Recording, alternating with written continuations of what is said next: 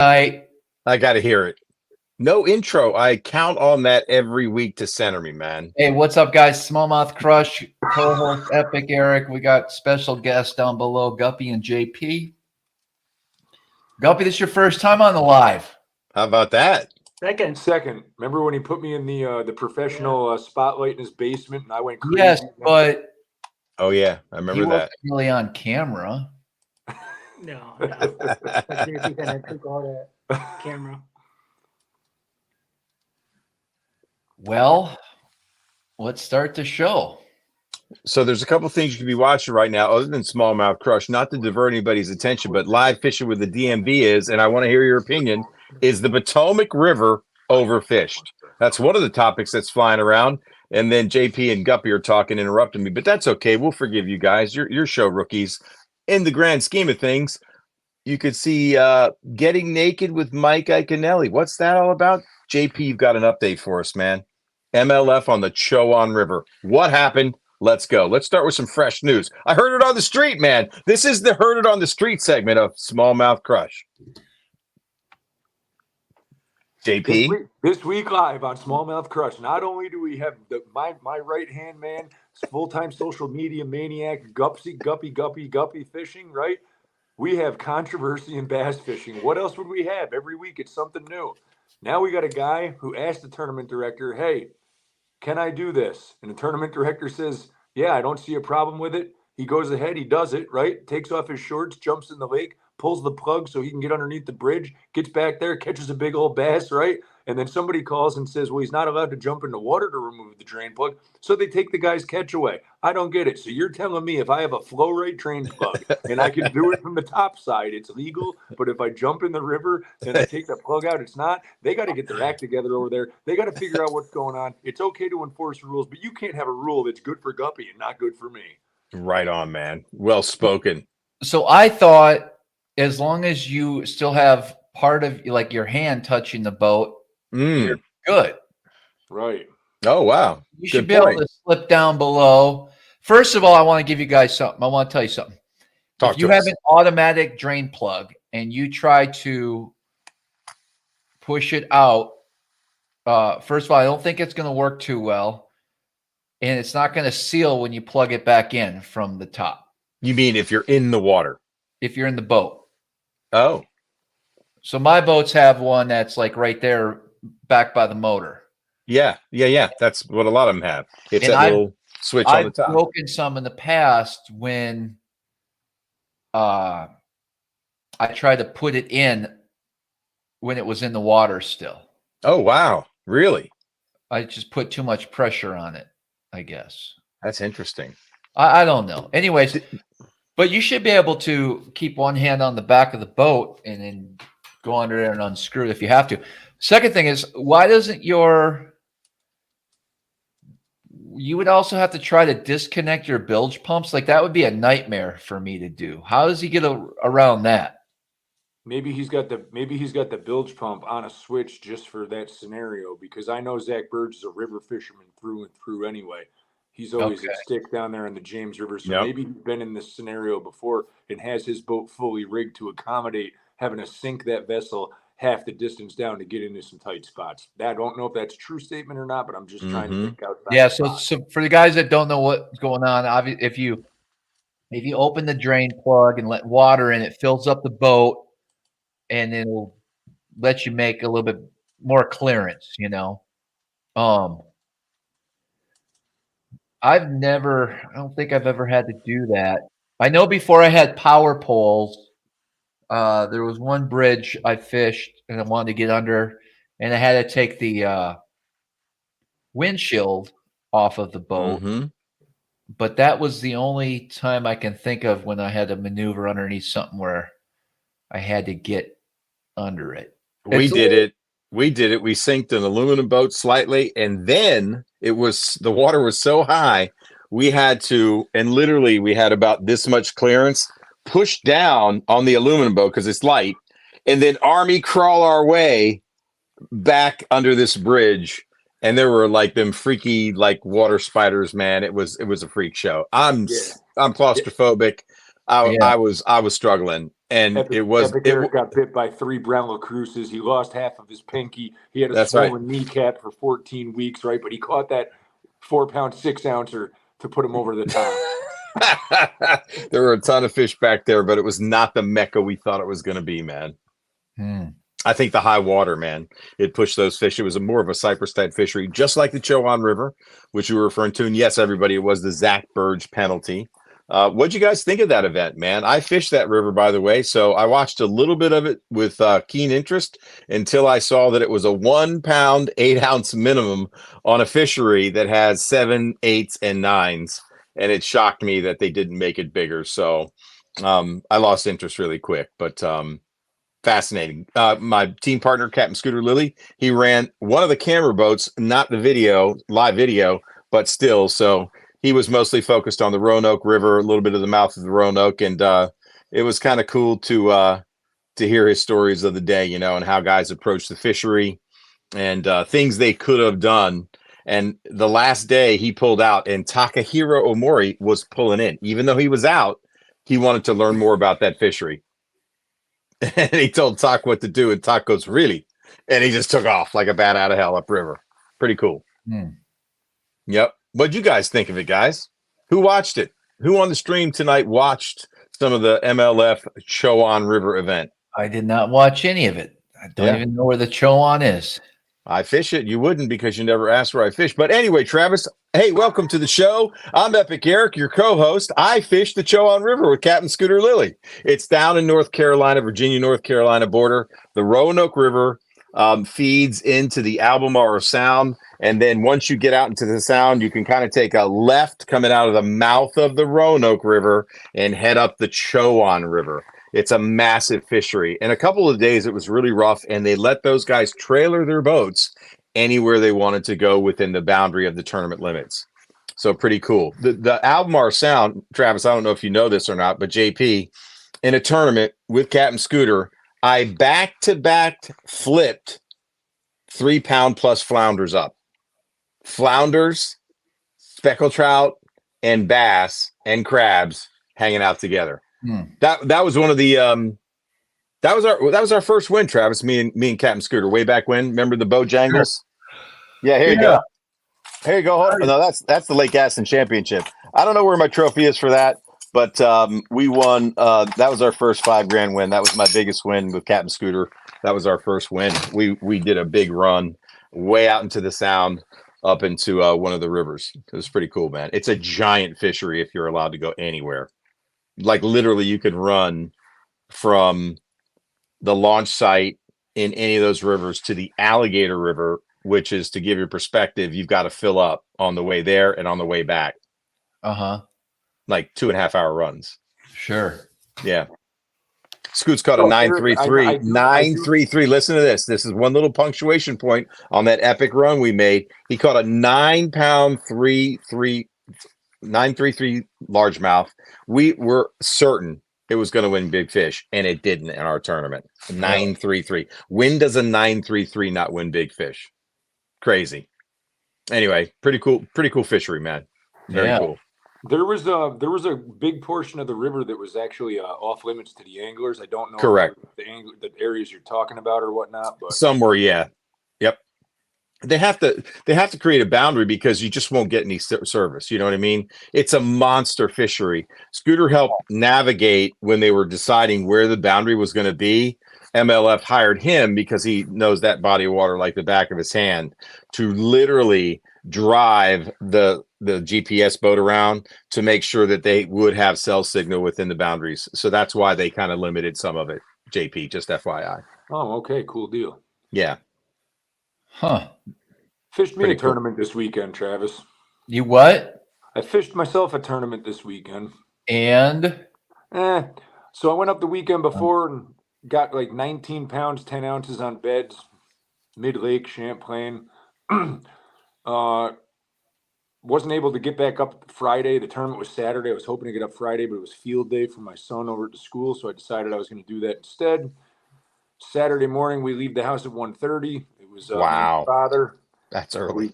We drive up to Ticonderoga, launch the boat. I'm sitting there. Everybody's talking about this wind. It's going to be windy. So I told my father, I said, well, we'll just stay down here. We start running rock. About 2 hours in. You're supposed to get 2 5-pounders off that rock? I was supposed to hopefully have 2 5-pounders by the time I got done with the 2 stretches, but I yielded 2 3-pounders. Told my father, we kind of have to run. I can't not go up there knowing that I got those fish sitting on the beds. Well, I didn't know this, but Friday they got 2.5 inches of rain or some crazy storm went through there. So we drive all the way up there to the Shelburne area, and I can't even see my trolling motor in the water. The water's so dirty. I had one rock that was literally the size of the hood of a Honda. It was in 4 feet of water. I couldn't see the rock with my bare eyes. Yeah. I tried backing off and scoping where I thought the beds were. I guess I got some stuff to learn about that. I couldn't see them. I ran all the beds I had, which took me roughly 2 hours. So you're talking, I lost a third of my day up there. I run back down.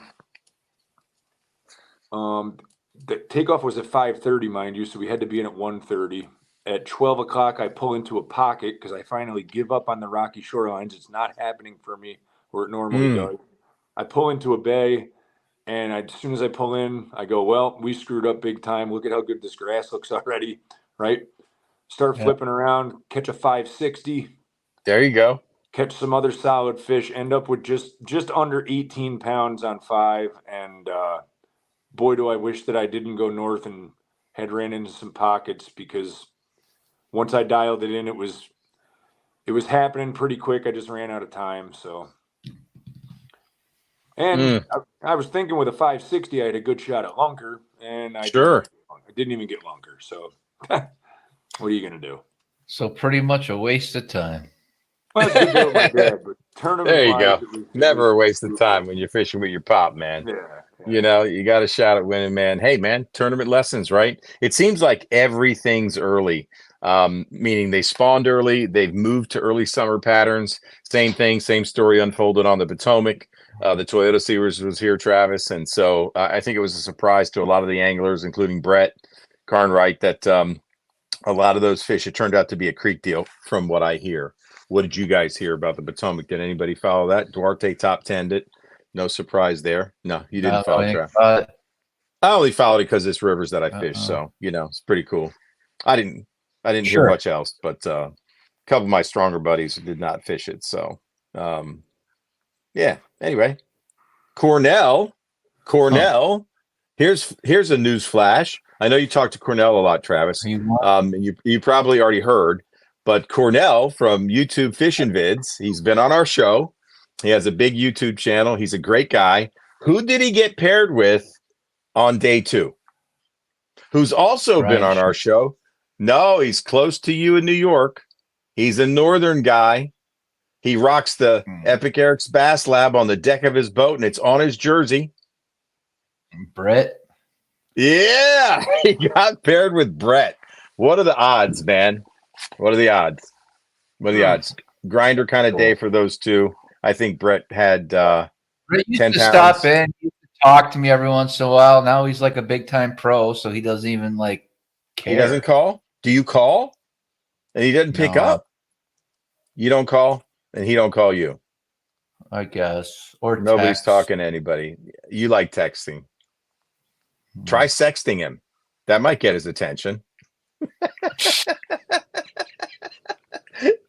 That got JP and Guppy to laugh. That's pretty good. Guppy, talk to me about your day on the water with Big JP and the furious bass snatcher, his son. That's a lot of energy on that boat, because you got JP comes out guns blazing, man. Talk to me. What was the experience like to have a double dose of Big JP and Little JP? That's JP Deuces. I mean, it was fine. We got rain on. First thing we got there, we got rain on. Right. You got rained on. So Guppy was right. So JP, tell the story. Guppy shows up in full rain gear, right? So Guppy shows up to my house. It's 85 degrees and sunny. And no, it was 70, bro. It was 85 degrees and sunny. And he has full hooded sweatshirt, Sims, rain gear, and rubber boots on. And I go, what in the hell are you doing? And he goes, oh, I think it's going to rain. So we get to the lake. I launched the boat. This lake is chock full of freaking dead slime grass. I mean, it is gross looking right now. Really? So already? I pick up a popping frog. Guppy has a little bit to learn with flipping, but he's got a Texas rig on. He's casting that. My kid's in the back throwing like a little 3-inch gulp on a drop shot hook, just trying to catch whatever will bite, right? In the slime? I go to town catching him on the frog, and I go, why don't you put a frog on, Guppy? And he goes, I don't throw frogs in open water because I'm hitting the open water pockets with the frog. Yeah. Right? And I go, I don't know why you wouldn't. You just saw me catch 3 fish, but whatever's going on, right? And all of a sudden, I look and I go, oh my God, we got to get back to the truck. Dude, there is a wall of water coming. Guppy's got his rain gear, right? He's the only one with rain gear. Luckily, my father left his rain gear in the truck, so I throw the jacket on my kid. The thing's about 6 times too big, and I put the bibs over my head, and I'm trying to get back to the truck because this is a storm where you don't want to be out in because it looks like there's going to be some lightning and whatnot, right? Holy moly! So we make it back to the truck, and we wait out the rainstorm. Do you want to tell the rest of the story? No, go ahead. Go ahead. I mean, it was your experience. It really wasn't the best one. But... I mean, we got rain on pretty much. Oh, tell them about the one that we thought was 6. Oh, yeah. So I think after the rain, we came back in the water. We went back to where we left off. JP casting frog to, I think it was underneath the tree branches. Yep. He hooked up. The fish jumped. It looked like it was like 5 or 6 pounder. It's big, you know, and it got grass all over it. I grabbed the net and it was like, he's like, this big fish, the big fish. It looked big, but we got it with it. It jumped twice. It was a 311 that was like 2 feet long. This thing was completely post spawn as paper. Wow. I hooked it on a 50-yard cast and it jumped. I'm like, John Paul, get to the front. This is going to be your biggest one yet. So I hand him the rod. My kid's all like ecstatic. He's trying to yoke it out of the dying grass. And Guppy nets it. We pull it out, and the thing's like looks like it's been on a 12-day bender, right? Damn, man, that's crazy. That's crazy. That's funny. So then, like, we keep working around. I'm catching them on the frog, and I don't think you guys caught any fish. They didn't catch nothing, but my son got caught up. Well, some guide you are. Jeez, JP. Man, I was trying, Eric, right? So my father, or not my father, my son gets caught up in the lily pads, and I'm like, give me the rod. And, my son's at that age where he's like, he can take care of it himself. He'll do it, yeah. And he's like, I got it, Dad. I'm like, no, like, I don't want to go in that shallow. Just give me the rod. And he's like, no, I got it, Dad. So now, like, the boat's going in because it's windy. And I'm like, would you just give me the rod, right? So he finally gives me the rod. I get the hook off. He goes, how'd you do that so fast, Dad? I go, because I got the little technique or whatnot. I hand him the rod back. Now my trolling motor not only has like 30 pounds of grass on it. Oh, no. It's hung up in the mud. And I go to pull the trolling motor so I can get it out and move. And, dude, literally the cable just ripped out of the handle. And I'm like, I had a meltdown. I'm like, why didn't you just give me the rod when I told you to? Right? So now I'm wrapping the cable around my fingers to pull the trolling motor up. I'm like, well, that's the end of the trip, boys. Time to put it on the trailer. That was it. That was it. Dang. Yeah. Wow. And, somebody in the comments was asking there, Joe or Cody, how to throw a 7-inch Senko. I'm going to tell you right now, I caught that 565 on a 7-inch Senko, flipping it in sporadic milfoil. I did not need a weed whacker. The grass is not that thick yet, but as soon as I pulled in and saw that milfoil and it was red tipped and it was lush looking and aqua green looking water, I was like, man, we missed the boat big time. All we got to do is start flipping, and then they started biting. So, Good story. Cool story, bro. Yeah. Tell it again, would you? So what's the lesson, Guppy? You going to throw a frog? Maybe. Maybe. No, so last night how about a buzz toad, bro? If you don't want to throw a frog, throw the buzz toad, man, over the pockets, man. So listen, last night I text him and I go, listen, me and my son want to apologize for the father. You said you sexted him or texted him? We texted him. Oh, I thought you sexted him. Okay, no, got it. You texted him. Okay. We text him and we go, hey, listen, Guppy, sorry for the father-son meltdown in the boat. That won't happen again or whatnot. And then I said, Guppy, you're going to start throwing a frog in open water now, right? And he goes, no, I'll just throw a buzzbait. And I go, well, not there, you won't, because they won't eat it. I go, they're eating bluegill on bluegill beds, and they want a popping frog. I've fished that lake for 30 years. They're not going to eat a buzzbait, right? And he, what did you say? No? I say, Kinderhook. What'd he say? He goes, I'll go to Kinderhook and throw a buzzbait. So he's kind of like how old are you? I'm 30. He's a 30-year-old son that thinks he knows everything still. But he will learn. He will learn. He will learn the ways. All right. We all fish with people like that, stuck in their ways, right? Oh, yeah. Hard-headed, I can be like right? that. I can be like Are that. you like that too? Travis, are you ever like that? Hard-headed? Gino called me this morning and goes, hey, I got this new color. I can't say it on the live because he'll probably get mad, but he's like, you'll be able to see it on the bed. It is so bright. And I'm like, I'm all set, bud. And he's like, you're so stuck in your ways. And I'm like, I just don't need the color in my boat. He told me the same thing. He got this magic bait that gets all the bites on the beds. Oh, yeah. What color? What color? I don't feel comfortable saying. Oh, yeah. That's for a private streamer. You should put it on Fish Tips, Gino. Make some money, bro. Shit. Hey, Gino, if you're in the comments, that's the website, Fish Tips. Gino is looking to purchase wave points for his Cayuga Lake event, and it goes off limits Thursday. So if anybody has Fish Tips, bed, Gino's looking for him, and he's paying top dollar. There you go. Put him on Fish Tips. Dang, Gino. Gino might be running over to your house in a minute and walking down in the basement and roughing you up a little bit, bro. You don't disrespect him like that. That's an inside joke between me and Gino. He knows. No, I've seen. I know. Gino's been known to buy waypoints, so it is what it is. What just happened, man? Gino's not even on the show to defend himself. Gino, what the hell? Yeah, Lola. He says lies. Oh, man. If you're a bass fisherman, there is no question. Everybody watching and everybody on the show and everybody on the screen has asked for information and gotten help in their career. If you say you didn't, you're a liar. You are a liar. And you know what? And here's the thing. All bass fishermen are liars. Flat out fact. Admit it. Own it. Do it now. Right? Nobody's saying no. Gino knows I'm just busting chops. He's my best friend.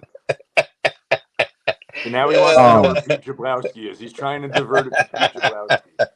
All right. But he did call me, Travis, and he's like, people go, listen, here's where the lying starts. How'd you do in the tournament? Oh, 18. No, you didn't catch 18. You caught 17 and change, but you're going to say 18. That's where the lie starts, right? And then he just goes on from there, right? Oh, it was a 6-pounder. No, what? It was a fucking 5.3. Shut the fuck up, right? What'd you catch it on? No, you didn't catch it on that, you lying motherfucker. Let me tell you something. All fishermen are liars. They lie to each other. They lie to their best friends. They lie to their wives about how long they went out, what they spend. The lying never stops. Let's just continue the tradition, right?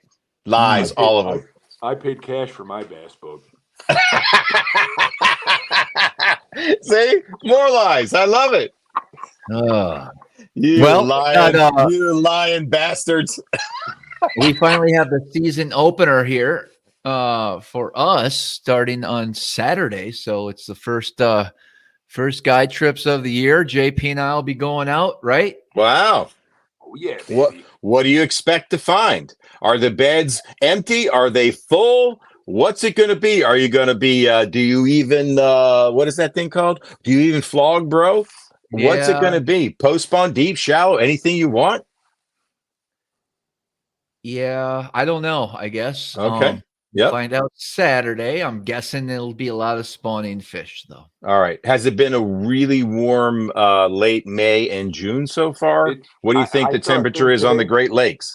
I saw a thing today that says that the water in Alexandria Bay is 10 degrees warmer than it was last year.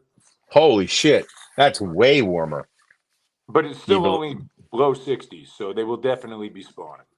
So when does a smallmouth spawn? In what degree water? Travis, we found them in 53. Yeah, right? It was 56, I thought. I found them in 52. Okay. All right. They spawn from late April through early July up by me. That's amazing. Early July. Wow. Do you think it'll be as plentiful as it was last year on opening day? Yeah. Okay, good. Yeah, it'll be easy. Everybody Well, on the internet there on the Thousand Island River Rats and Thousand Islands, this and that, they're all like, oh, yeah, they ain't going to be on beds for these guys that just want to come up and harass them. Here's what I got to say about that. What is the difference if you catch it on a bed or if you put a hook through its face when it's 40 feet deep eating gobies out there in the summertime? You're still catching the fish and letting it go. Yeah, I don't know. I think I've heard this debate before. Travis has some really firm opinions on it. All It the sounds time. like you do too, JP. Certain parts of the system are going to have a better spawn than others, so that's something to keep in mind. What do you mean? Expand on that. The further you head towards Messina, Okay, river. I feel like the spawn is done. So Or river. the lake, a lot of your bays will be done. I'm not sure. It's going to be an interesting week. Saturday, I don't even know. I guess I haven't looked at the weather, so I don't know where I'm going to launch yet. But Saturday is 5 to 10 northwest, right? Sun. okay. Yeah. Okay. All right. Question for you guys. Let's test your smallmouth knowledge, and anybody can answer on the stream. I do not know the answer, so this is not win the trivia contest night.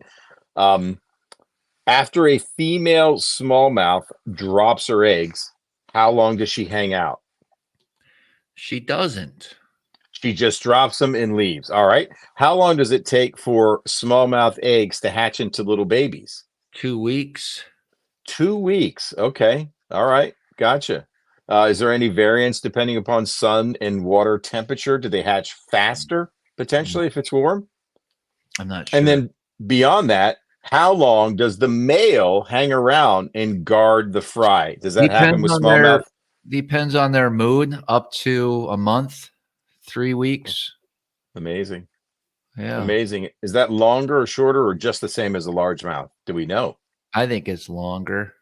So smallmouth will hang out longer. So where do the females go after they spawn and drop their eggs? They're moving out back to the deeper water to recover. No, I think a lot of them are just kind of hanging, feeding shadow. Well, they're both. There'll be a mass migration of deep fish coming up, and there's going to be deep fish right now. Yeah. Not all. You guys also got to realize not all smallmouth spawn every year. So I know it's hard to track or understand, but there will be a lot of fish that are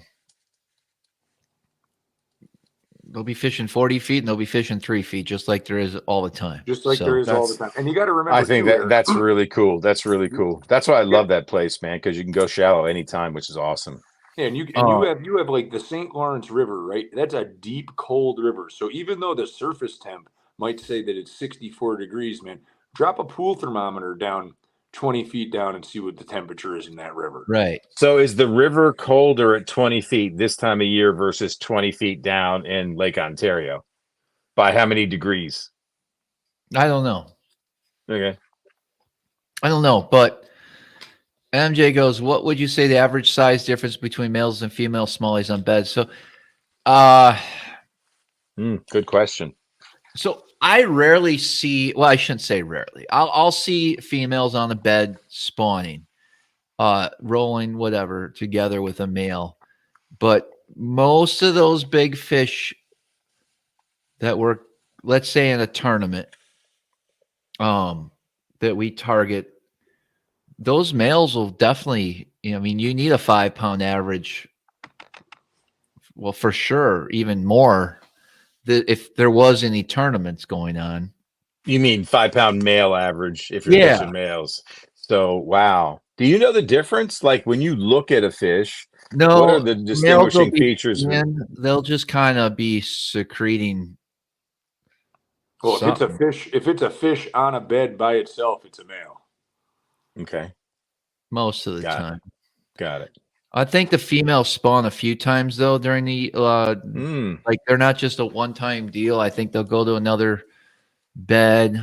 I guess I really, it's kind of a mystery because I don't want to act like I know. I just know the majority of the fish we're catching are males, and it's very hard to get a pair that's spawning to bite. Interesting. He did do it last year in one of the tournaments we fished, though. He goes, order the getter. This is the one. Get ready. Shake it. Shake it. Come on, pelletier, shake it. And then he's like, set the hook. And I set the hook. He's like, you got it. And then it was like 4 pounds. He goes, oh, it's a lot smaller than I thought. Was he looking at it? Oh, yeah. Was he flogging it, or was he? He was flogging. He's flogging, yelling commands. That's pretty cool, actually. So, Travis, you can actually. How good can you see? I've never looked through a flogger, but you can see what's happening down there pretty clear, right? You can see the bait. You can see the fish moving around, its attitude. That's trippy. Crystal clear. So, how deep can you see that action with a flogger? I mean, up to how many feet would you say, if it's clear? 25. Well, you got good eyes, man. That's great. Yeah. Oh, yeah. Eric, he goes like this. You're a grown man, and I said to put it in the bed. And the bed was 18 feet deep in the middle of the river. So I had to take into account the current and everything. And I can't see it with my bare eyes, right? So he's like, cast further. Is he pointing like cast this way, right? Oh, yeah. He's going like this, over here, cast it. Then he looks up, he goes, cast it further, cast it like a man. He's going. I only let loose because I can't say that to my clients. So it's only when it's you and me. Then I can go have some fun. Otherwise, I'm like, oh, you guys missed it. Reel up, try again. Hold on a second. We have a client right here that went out for an afternoon trip with Travis. Oh. What kind of conversation did you get out of Travis when you went fishing with him, Guppy? Not much. Well, that's a common theme, everybody. Not much fish. That's what we do. No bets with him. That's what we do. We're not there to talk, Guppy. He's there to catch fish, man. Correct. Yeah, there was a lot of fish. That's awesome, man. That's what you're there to do. That's right. You're not there to have a conversation about what he might want to talk to you about, right?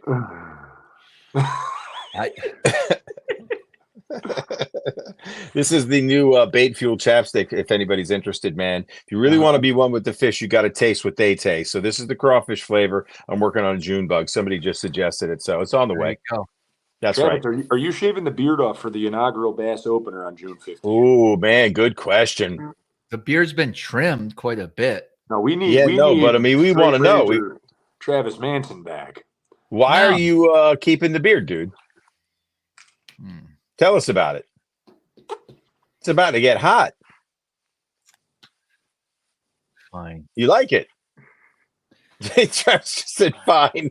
I don't know what to do. I guess I don't care. You mean whether you have it or you don't? Why don't you care? Here we go again, man. It hasn't crossed my mind. I gotcha. Okay. Yeah. I'm with you. All right. I think I pissed Gino off, fellas. He's not even putting comments in the comments anymore. You mean so like when you're trimming it quite a bit, it hasn't crossed your mind that you still have a beard? It's kind of hard to ignore. You're taking care of it. My boy John does all that. John trims your beard for you? Yeah, I have a guy. Oh, that sounds really weird, but all right. That's what I thought at first, but it's actually quite nice. Tell us a little bit more about how you feel when you go. Well, they sit back in the chair, they do their thing. What's their thing, man? Do you get the nice hot towel or something? Like, is this a barbershop experience, bro? Yeah. Right, man. Oh, hey, I got a new prototype bait coming to my house. What do you got, man? Me too. New bait. It's going to drop from Samadas Baits. I don't have permission to tell what it is yet, but it's coming to the house, and I will be putting it. It's a swim bait. I seen it on his Instagram, dude. Come on, what are you talking about? Oh, all right. Well, I got the new swim bait coming to my house from Samadas. All right.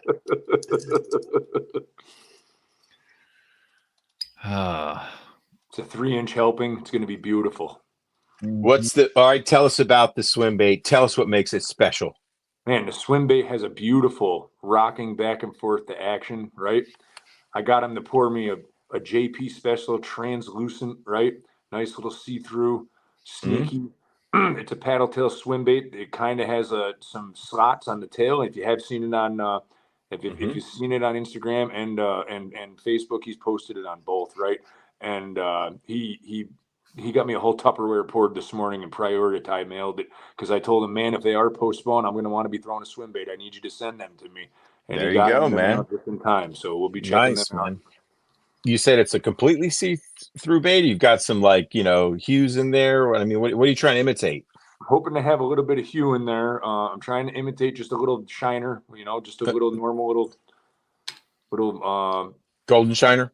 just not a golden shiner, just a little Silver like an American shiner. shad, a small American shad. Oh, okay. Got it. So in the river, if or it like comes a out smell, good, like everybody in the comments is saying, it might be the first bro bone color.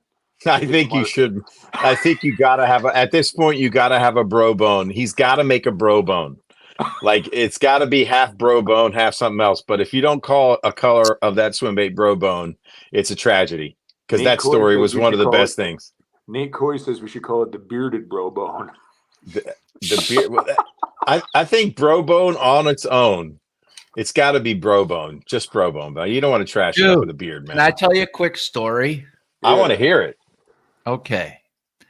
So I have a small section out back and of the yard here, and I needed to move a rock because I kept hitting it with the lawnmower.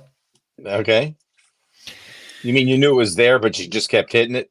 Well, it just did the rock move? No. All right, you're just clipping it and it's bugging you. So I took a pick and then a shovel. I love it, like a miner.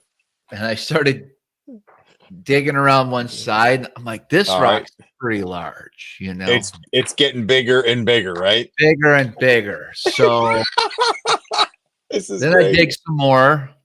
Okay. Now I'm like, this is a huge ass rock. Like how many smallmouth could be on it? 20? It would be a good boulder on the lake if you found it. All right. Turns out it was very, very large. So it was about, holy shit. It was, what's that, 5 feet wide by? No, that's probably 6 and change, because your wingspan is about as tall as you are. And with your extremely long arms, like 7 foot. I dig out the rock and I'm trying to take the pick and like make it so it kind of moves. And I realized I'm in too deep here, but now I'm committed. So a lot of times when I do things like, especially if I'm by myself, I go pretty hard. If I'm with my buddies and they're, wiring my garage and stuff, I'll sit back and kind of direct. But when it's just me out there doing whatever it is I'm doing, I don't know what happens. Something takes over in my head. Yeah, you're going crazy. I don't care what it is. Like if I have to change a ceiling fan by myself, or I got to get up on whatever, I do it, even though it should be physically impossible for one person to do the job. Okay. Yep. Anyways, I dig a little hole, and now I'm down the rock, and it's actually hollow underneath. And so cool. Now I'm thinking how to get this thing out. So I had a toe strap in my truck, like one of them yellow straps, right? Yeah. I dug in there, man, forced my hand down there, tried a couple different ways, but I finally got it on there. And I backed my truck up, and I moved it a little bit with the truck. All right. I made it actually bigger, or I made it move up, but it was still there. And so now I'm thinking, okay, all I'm going to do is dig under it, just dig a little deeper. And when it falls, we'll bury this thing. Sure. But there was another rock underneath of it. Now I'm taking this other rock out. And now I'm wondering if I'm thinking to myself, I had this in my cell phone was in my pocket, but I knew if for some reason, if that strap broke, because the strap was holding it up. Oh, wait a minute. You got tension on this rock. Yeah. Oh my God. Now I'm like, well, I could lose my hand here or worse. But you're still going for it. Still going for it. I get one rock out, then there was one more rock, and then there was a really large rock that I realized there's no way I'm moving that one out of there. Yep. So the only way to get this thing is to take it out of the hole. So I changed direction, back the truck up. Now I'm coming at this other angle, four-wheel driving it. When I'm hitting it, it's to the point where the truck ain't moving. Like it's just stopped. So eventually, how big are the ruts in your yard right now? Yeah, it was all right. So I knew what was going to happen. So obviously the yellow strap broke, right? Mm-hmm. Okay. So now I go to Runnings, which is a store here, and I'm like, I got to get a strap. So I got a new strap, and there are different ratings. One was rated for 10,000, and some are like workload, and I don't know the difference. So Sure. I just grab a strap, and then I'm thinking to myself, shit, man, I need a chain. You know what? Every man needs a big chain, you know, like with the claw on it or whatever. Oh yeah. So, so I walk down the chain aisle and I see a big ass chain, and it was kind of expensive. It was more than I thought it would be for a chain. You know? How much? It was like $70, I think. Yeah, I haven't shopped for a chain recently, but all right. $70. Good chain will run you 70. All right. All right. You're in for I got the my strap. chain. I'm heading back. I get back. I put the chain on it, wrap it around. Now I'm ready. I hit her. Boom. So the rock kind of moves, but I can't get it up out of the hole. All right.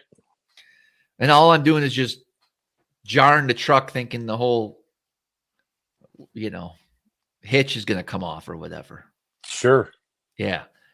Take it off. I go around the other side, opposite side. Now I go. Yep. I hit it, dude. And that whole freaking rock popped out right on the lawn, dragged it like 4 feet. I was really proud of myself. I wanted to share that story. It's a big ass rock. So is it out of the way of the lawnmower at this point? Well, no, I got to mow around it right now. Yeah, but Right? are you going to take a pressure washer and spray it off and now use this rock as some type of landscaping on your property? No, I want it out of there. You do.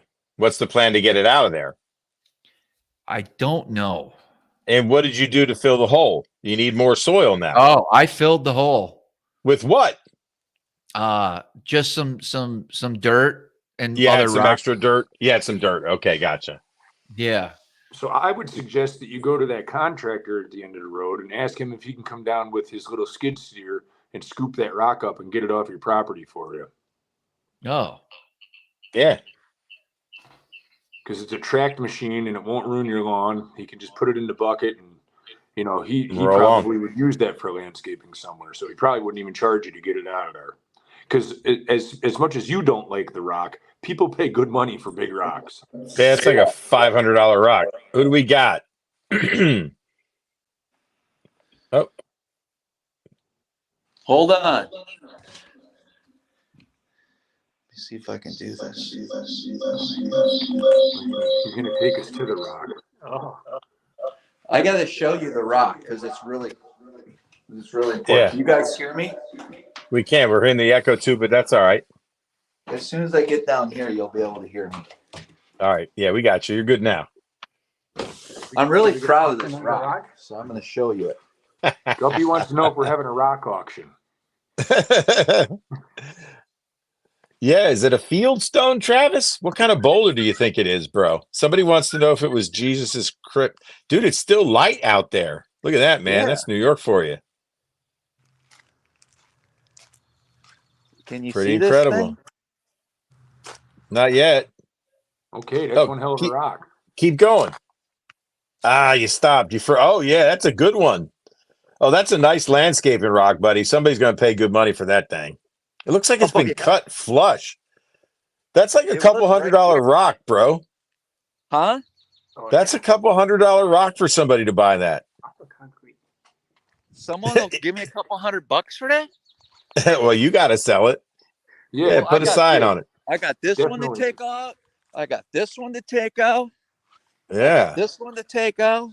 You got some, and who knows how big those are? It's Mystery Rock Day. Which of those rocks that are still in the ground do you think is the biggest? Because who knows how large they are? Yeah. Oh, are those shiny because you hit them with the blades of your lawnmower? I don't know.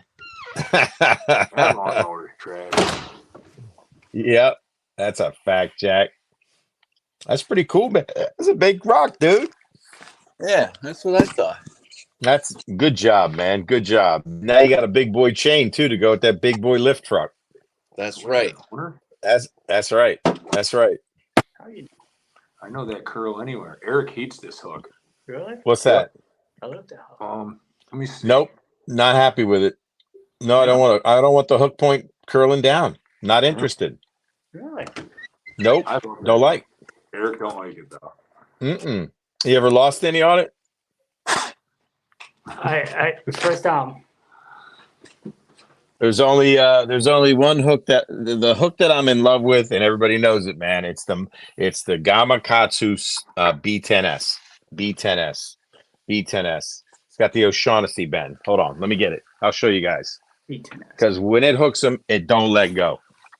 It don't let go. JP, what do you think about this? And it comes in a color, bro. Comes in a color for that dirty water Senko application. What up with that, bro? Chartreuse. Huh? Yeah, if it ain't chartreuse, it ain't no use. I used to tie some pretty cool things on my wacky hooks. Yeah, bud. But that's the hold on. Where's my camera? There it is. O'Shaughnessy bend. Because when that grabs them, it's a straight needle point, man. Gamakatsu. That's a bad bitch. I wish they made it in bronze. They make it in tin, which is silver. Food for thought. Who thinks hooks can be an attractor? Hooks as attractors. Look at that color hook, man. Blue and green, because guess what? Bass can't see blue. Did you know that? They can only see green and red. Did you know that, JP? Me and you have had this conversation in the past. Yep. Now they see fluorescence, apparently, right? Because they can see in the spectrum, they say. Fascinating stuff, man. I love it. What do you guys think of that Texas red? Would that play up there at Ticonderoga? Oh, and yeah. what is that made out of? There's some It's fun made out. topics in That's here. made out of balsa. But oh, Travis, you should read the rock comments. It's pretty damn good. JP, You.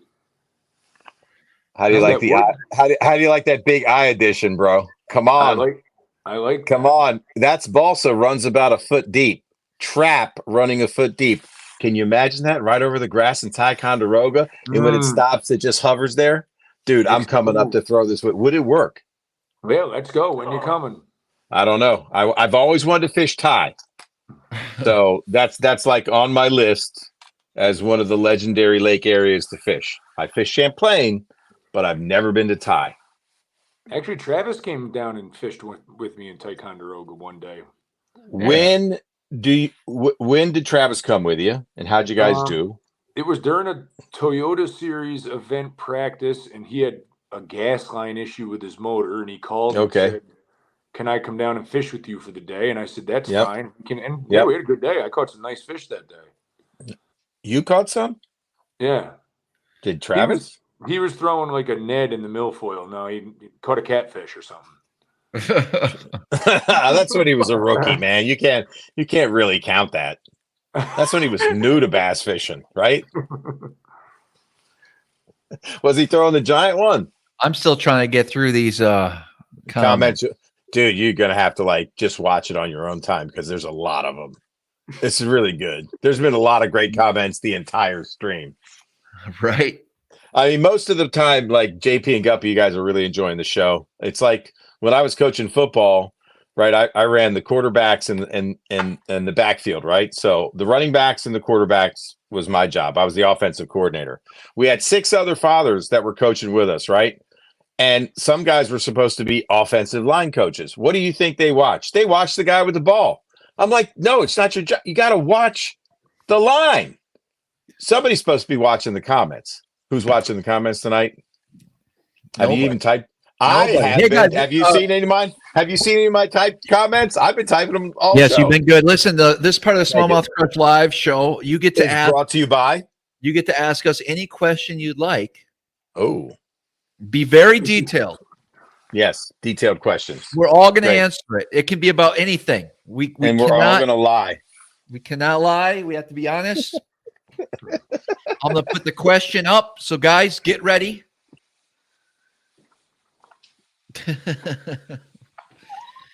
Who killed Jeffrey Epstein? I guess that the first question is for you, Travis. Banned again. All right. Who killed Jeffrey Epstein? Oh my God, damn it. Personally, don't think he's dead. Fly in the ointment. He's alive. But so All right. I don't know who killed him, but I don't think he's dead. Next. Great answer. That was fast. Yeah, it's easy. That was great. Yeah. Man, I was ready for like a 20-minute. I was settling in. I was going to lock in for your response. That was fast and clean. Is banned again? Is banned again? Jablowski. We don't know. JP, do you pluck the hair off your toes also? JP, what's your answer? I definitely pluck the hair out of my nose, but I don't pluck the hair off my toes. Okay. I would like to share with you guys because I just got a fresh shower and we are clean as can be up there. Okay, that's just odd. All right. Here you go, Slumpy Grumpy. Lee, Travis, this is for you. Did you get your new boat yet? We're with the boat situation. So, and then we're going to Anthony's. So people want to know about the boat. Lee and no Slumpy. boat yet. Don't know much about it. So it's as simple as I can say. When you take clients fishing, do you whoa, you missed one. Whoa, you missed one. Who has the jankiest hook set of the group? What does that exactly mean? Weird, funny, not cool looking. Yeah, you. Travis, I vote Travis. We've seen you on film, bro. Oh, all right. That was easy. Yep. All right, guys, slow it down a little bit. I know this is really fast. Dude, there's no way to slow it down. There's like 183 people. Tell them their lures suck if they bring their own. I let them try it for a little while, and then they offer what would probably work better. Right. There's way too many questions. They're coming so fast. It's ridiculous. Jeez. Where can I track down a bomber sun perch? If you want the original sun perch pin hook, that's almost impossible. But if you want to repaint, you can DM me on Instagram and I'll sell one. I'm just trying. I can't do it. Where do you start looking for full spawn smallmouth?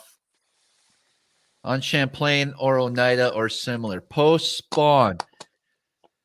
I guess on the flats, man, the spawning flats. I would stay shallow if you're just trying to explore and you don't know what's going on, and try running search baits, a chatterbait, swim bait, things like that. Depending on your visibility. That would be my advice. I don't know if you guys have anything you want to add to that. If I was on Champlain and I was looking for post-spawn smallmouth, I would definitely be throwing a spook. Did you guys answer the question as guides? When you take clients out, do you tell them their lures suck if they bring their own? Travis answered it. Oh, thank you. I missed it. All right, cool. JP, you're really gonna let people? You're gonna go to Champlain next week and throw a spook, and that's what your deal's gonna be? I think they're going to probably still be on beds next week up there. But yeah, if it was post-spawn. I don't agree with what you said, but I get it. You don't agree with it? Well, what you can't. No. JP gets to answer the question. It was for JP. Nobody else gets to wade in. If it's before July 15th, you better not be throwing the Topwater. Okay. Yep. I'm joking, but kind of. You'd be throwing a spook up there. All right. Natural medicine you took. CCRR. That one's off limits. You know better. If I was going to be fishing in Ticonderoga this weekend, wait a minute. You said they could ask us anything. You had to answer honestly. We haven't. All right. We have an asterisk at the bottom. No personal medicinal questions. All right. Fair enough, Travis. Fair enough. Right. We hinted at it. We hinted at it. That's still the craziest thing. Brian, you just found out that JP can't catch more than 18 pounds of bass on Champlain currently. So is he really the guy you want to ask? He's pretty good on the Roga. Come on. I would be looking in the bays for milfoil and I'd be flipping grass at this point. Now that you know what you saw at the end of the tournament, or it sounds like Brian, he's fishing tie.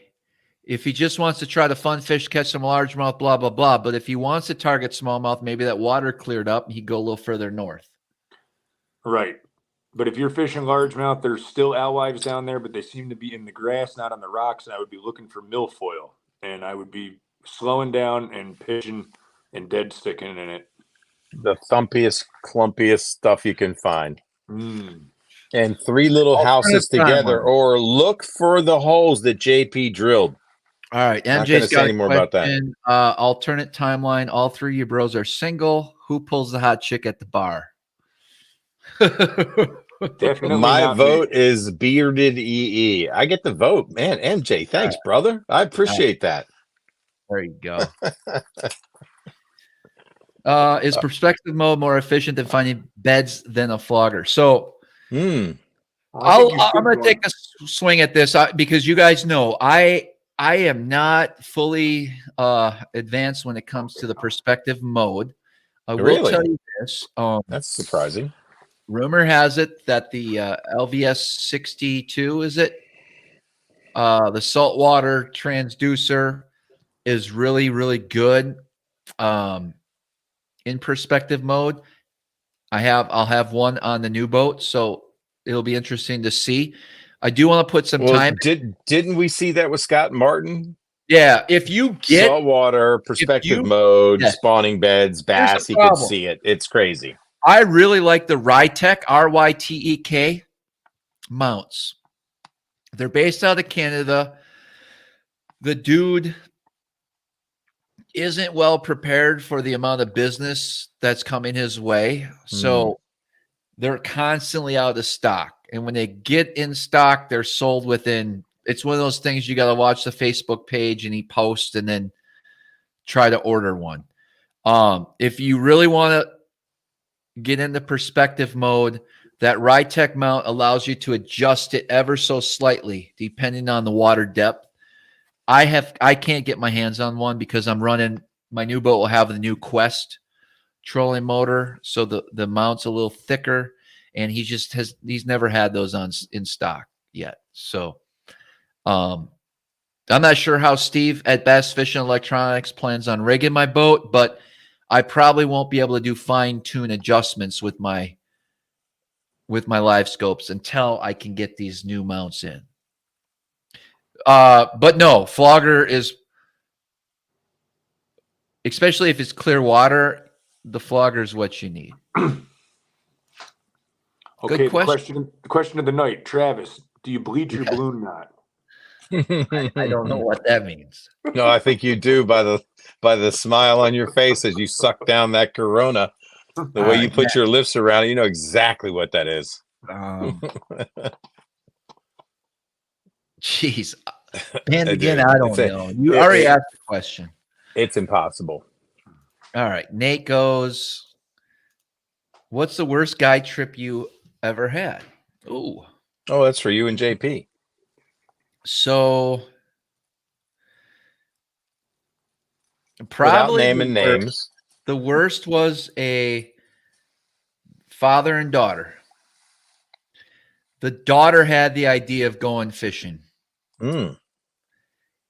Both of them never fished. She was one of those girls that wants to experience a lot of things that life has to offer, right? And so she wanted to catch a bass.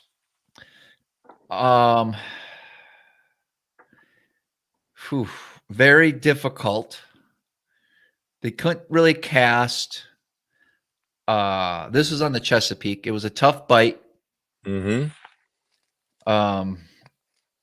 had her throwing a Senko on the bank quite a bit, but it was very hard to cast properly.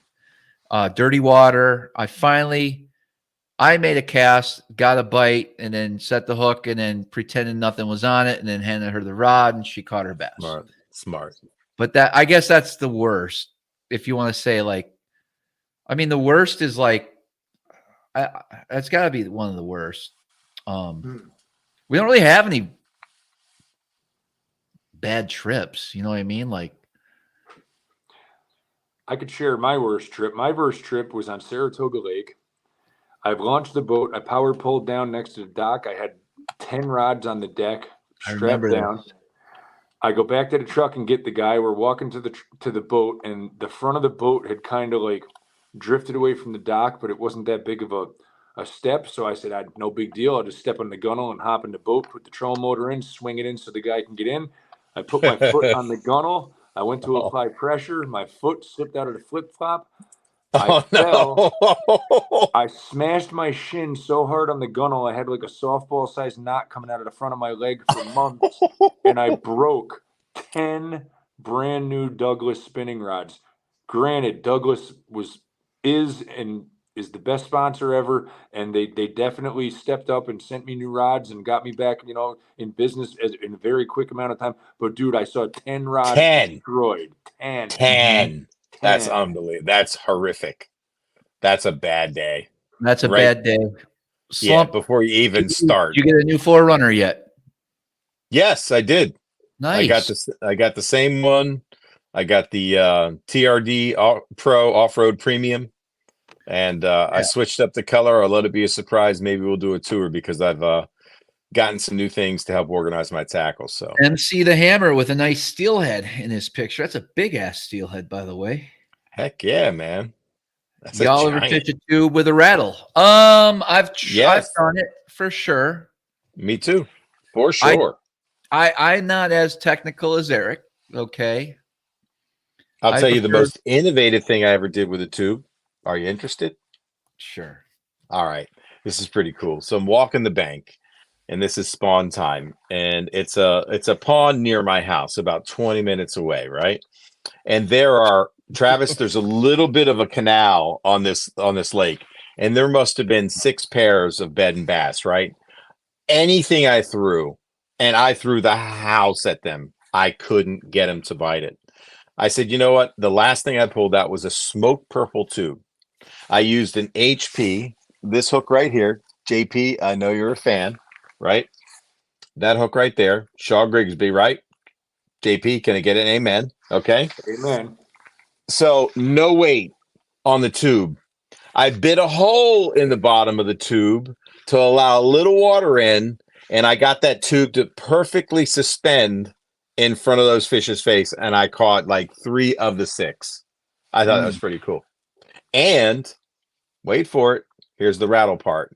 I skin inserted a rattle, so when I had it suspending, I'd shake it, and that little rattle was right there for him. The other rattle situation I did, same thing. It's the smallest tube rattle. It's impossible to keep in there. I lose a lot of them, but I would skin hood, a double wall tube, HP performance hook, slathered it with crawl oil, 1/8 ounce weight, gin clear lake, early spring. Fish have come out of the deep. There's a bunch of turtle grass. It looks like turtle grass in this lake, right? And I'd have to I'm walking the bank, and this is I get why people like live scope, because I would pitch the tube and lead the bass, and the water was super cold still. When I say gin clear water, gin clear. And it's about 3 foot. So these fish are just starting to come shallow to start to explore. And I would let that tube settle down, and then I would sit there and shake it. It took that bass from the distance, maybe 3 to 5 foot away from the tube, at least 2 minutes to come over, examine. And when I say 2 minutes, this is part of the 2 minutes. Nose down, start to fin, and literally suck it in. And I'd have to be so quick on the hook set. A lot of them sucked it in and spit it out. They felt something they didn't like. Some of them sucked it in and held on. Or something? None of them were. That's just how they want. I don't know if they were what they were doing, examining it, but that shaking that slack line and that rattle was doing its job down there with the scent. I don't know that the crawl oil did anything, but it certainly made the tube slick. But it was so wild to watch how long it took a bass that was only 5 foot away, 3 to 5 foot away, in really cold water to make it over to that bait. And I did not move the tube, meaning once I made the presentation, I left it in the same spot and shook that slack line. Huh. Crazy. That was, just eyes on a fish in cold water when they first moved up onto flats on a sunny day to feed gin clear water, and how long I had to keep that bait in that same spot, not constantly shaking it, stopping it, shaking it, reading the bass's behavior. They were not spawning, by the way. They were just roaming and feeding. Yeah. Really cool. Tubes and rattles, those are two stories for you. So yes. 777 heading to St. Lawrence this weekend. What color rocks are you using in 2024? So 777 is referring to when I spray paint rocks. So in my mind, so what he's referring to is, so first of all, unfortunately, I don't have any bed fishing tournaments at all this year, which is a huge bummer.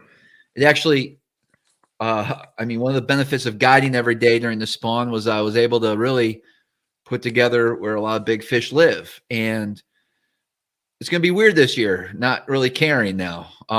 You know, I used to be able to, used to want to weigh every fish and sure, you know, just, I remember the now stories. it really doesn't matter. So the rocks, so I mark a bed. When I find a bed, I'll mark it and I'll put the weight of the fish, what he weighs on that waypoint, so I know. The only time I'm going to use colored rocks is if the day before a big tournament, if they're key fish, and I know that water is either going to get dirty or there's going to be really low light conditions. And a lot of guys will throw golf balls and use that. Yeah. I don't know. I think legally a rock seems to be legit, where it's not like some sort of trash that you're throwing in the water, right? Although they are spray painted. I do spray paint my rocks blaze orange when I do. And one thing I like is a nice rock the size of, you know, something like that. Yep. A golf ball isn't going to fall straight down on where you want it. So if I'm in 8 feet of water, I know it's a key fish, and I know the next morning it's going to be cloudy and rainy, and I want to be able to get on that bed. Although you have your waypoint, even though you know exactly where your waypoint is, your thing's going around, and you don't know where it is when you get there the next morning. Very true. And so I always had a thing where if I decided to drop a big rock, and I try to drop it on the north side of the bed, just so reference right on the edge, so I know where the key spot is. So that's what he's referring to there. Unfortunately, I won't be dropping any rocks this year. Did you ever knock out or kill a smallmouth while dropping your rock? No. Wouldn't that be something? Any tricks for muddy water bed fishing? So I'll give you a quick example. I fished a Costa years ago on Champlain. I found some fish mid-lake, probably where JP was last weekend. I want to say it was that Shelburne Bay area. And the next day, first of all, even in the crystal clear water, this fish was very, very hard to see. The bed was not noticeable. But I knew where it was. I marked it. I went back during the tournament. Terrible conditions, like waves, white caps. I was only 10 feet from the bank, and 20-mile-an-hour winds were blowing right into that bank. So boat control, trying to not crash into the rocks, and trying to pitch on this smallmouth.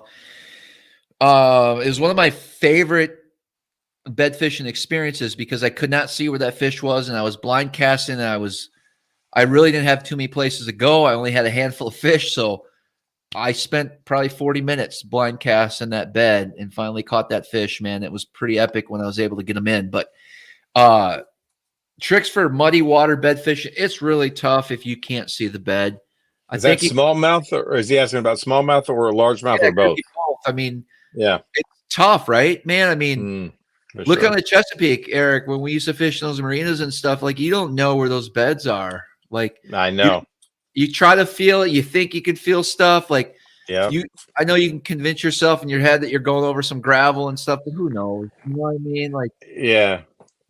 Well, tungsten helps. A, B, you know, braided to fluorocarbon helps even more. And I'll say this: I mean, if you feel like you're in some rock, dead sticking is hard to beat in dirty water. Sure. And unless you have a saltwater unit and you're, you know, pounding it with X-rays, then you'll be able to see what's happening. I would use your live scope to the best of your abilities. Sure, for sure. I'm just talking about somebody that doesn't have live scope, you know. So for any, I don't know that everybody does, but you're right. Very difficult. JP, I'm really mad that we're not fishing a tournament, a bed fishing tournament. Yeah, I know. I was looking forward to it. All these organizations stopped coming. Well, I mean, they look at these comments online, and unfortunately, they let other people dictate when they're going to have their events now. I just don't get it, you know? What do you mean? Oh, everybody's on there complaining about how supposedly Somehow catching a fish on a bed is different than catching a fish 40 feet deep.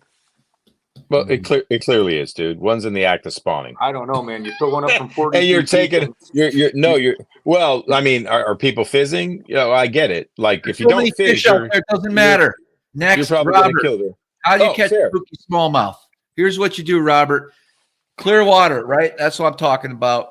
You're going to see the fish. They're going to move off. They're spooked. They're going to move off of the ledge, the sandbar, whatever they're on.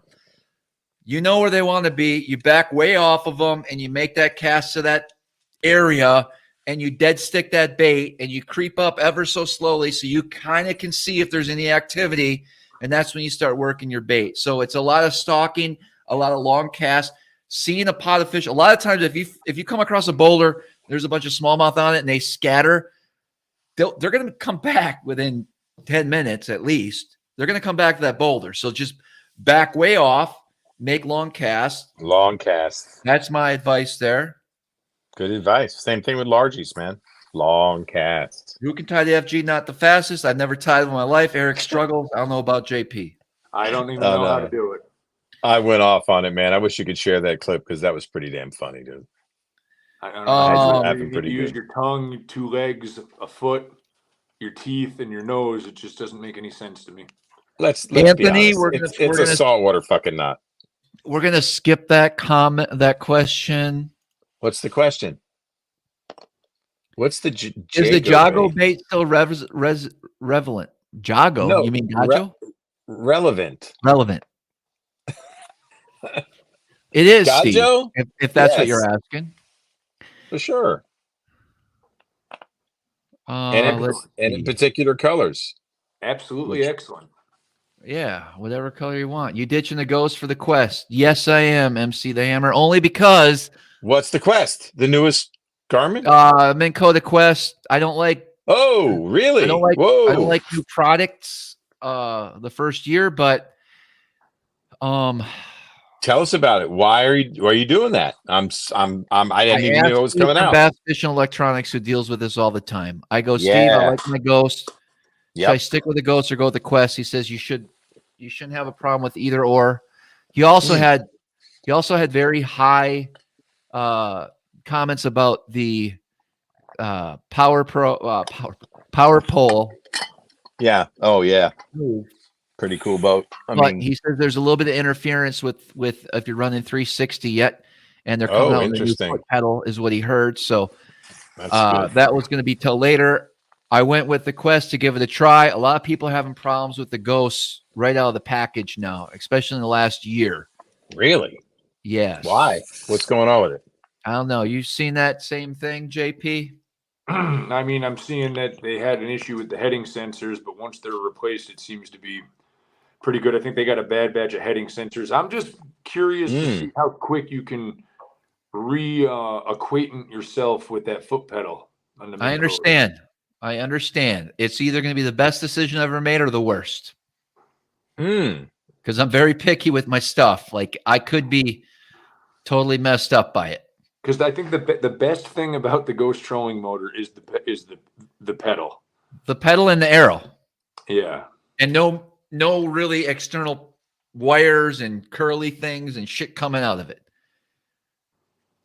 It's a beautiful piece of equipment. I love my ghost. I ran a ghost for 4 years now. I loved it.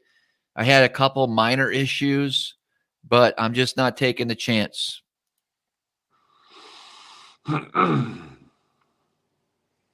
Very interesting. Brian, the fish obsessed mounts are what my new boat will come with before I get the Ride Tech. They're nice. They're going to get that unit away from the trolling motor, things like that, but it's not going to be able to fine tune that. What else we got? How much more of a fine tuning can you get other than a fish obsessed mount? I mean, you have 1/16 of an inch clicks. Is it? Yeah. Maybe that'll work. That's pretty good. Those are micro adjustments, man. Yeah, 1/16 of an inch. Yeah. All right, what's everyone's favorite topwater lure? Oh man, they discontinued mine. It was a Terminator popping frog, and they went and stopped making them. What? Really? Man, I got to say the Rio Rico, if I'm talking about a treble hook bait, there's so many categories, right? Yep. I would throw I really like the Super Spook Junior. Great bait. Good God. I really, if I'm going to throw a spook, it'll probably be the straight black. There's no gold bars on it anymore. It's worn down. It's been super glued. It's just my go-to for the last 15 years.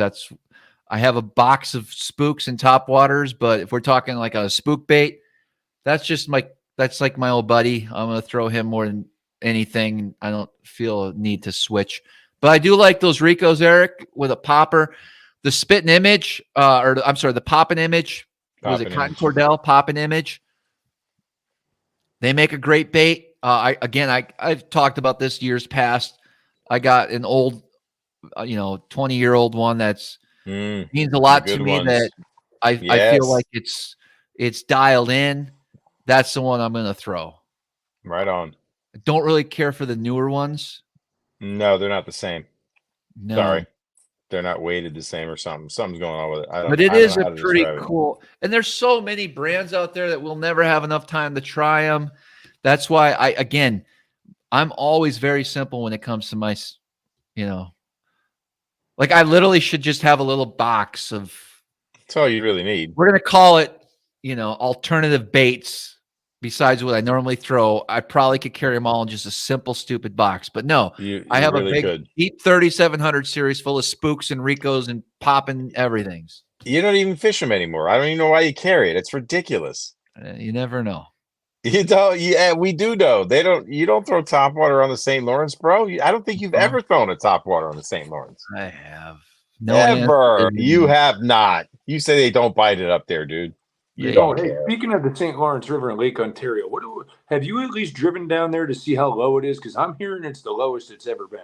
The St. Lawrence River? Yeah, the lowest St. Lawrence it's River and Lake ever been. Ontario. I heard it's so low you can't even launch a boat at the Isthma right now because you get stuck in between the two little piers sticking out. I've never launched a boat there in my life. Where is that? What's he talking about, Travis? Just a boat ramp on Lake Ontario. Hardest you ever got spanked by your co-angler? Co-angler Steve spanked me hard on Lake Champlain one day. That's a great question. Got one of them red trophies, and I didn't catch shit that day. What happened? What was he throwing? What were you throwing? He was throwing like a poor boys something. Oh yeah, the poor boys. It's like it's like that rib thing, right? Their Goby imitator or whatever. He spanked me. That's funny. It's crazy. Yeah. Was it the way he was fishing, or do you really think it was the bait? He got lucky. Lucky. Interesting. How many times did he get lucky? Enough to. That's the only time. It's the only time I can remember a co-angler spanking me. You mean in a tournament? Yeah. Yeah. What you throwing down on there, bruh? JP, what you eating, bro? Did you offer Guppy one? Yeah, I gave him one. Nice. Look at you guys. The old ice cream twins over there.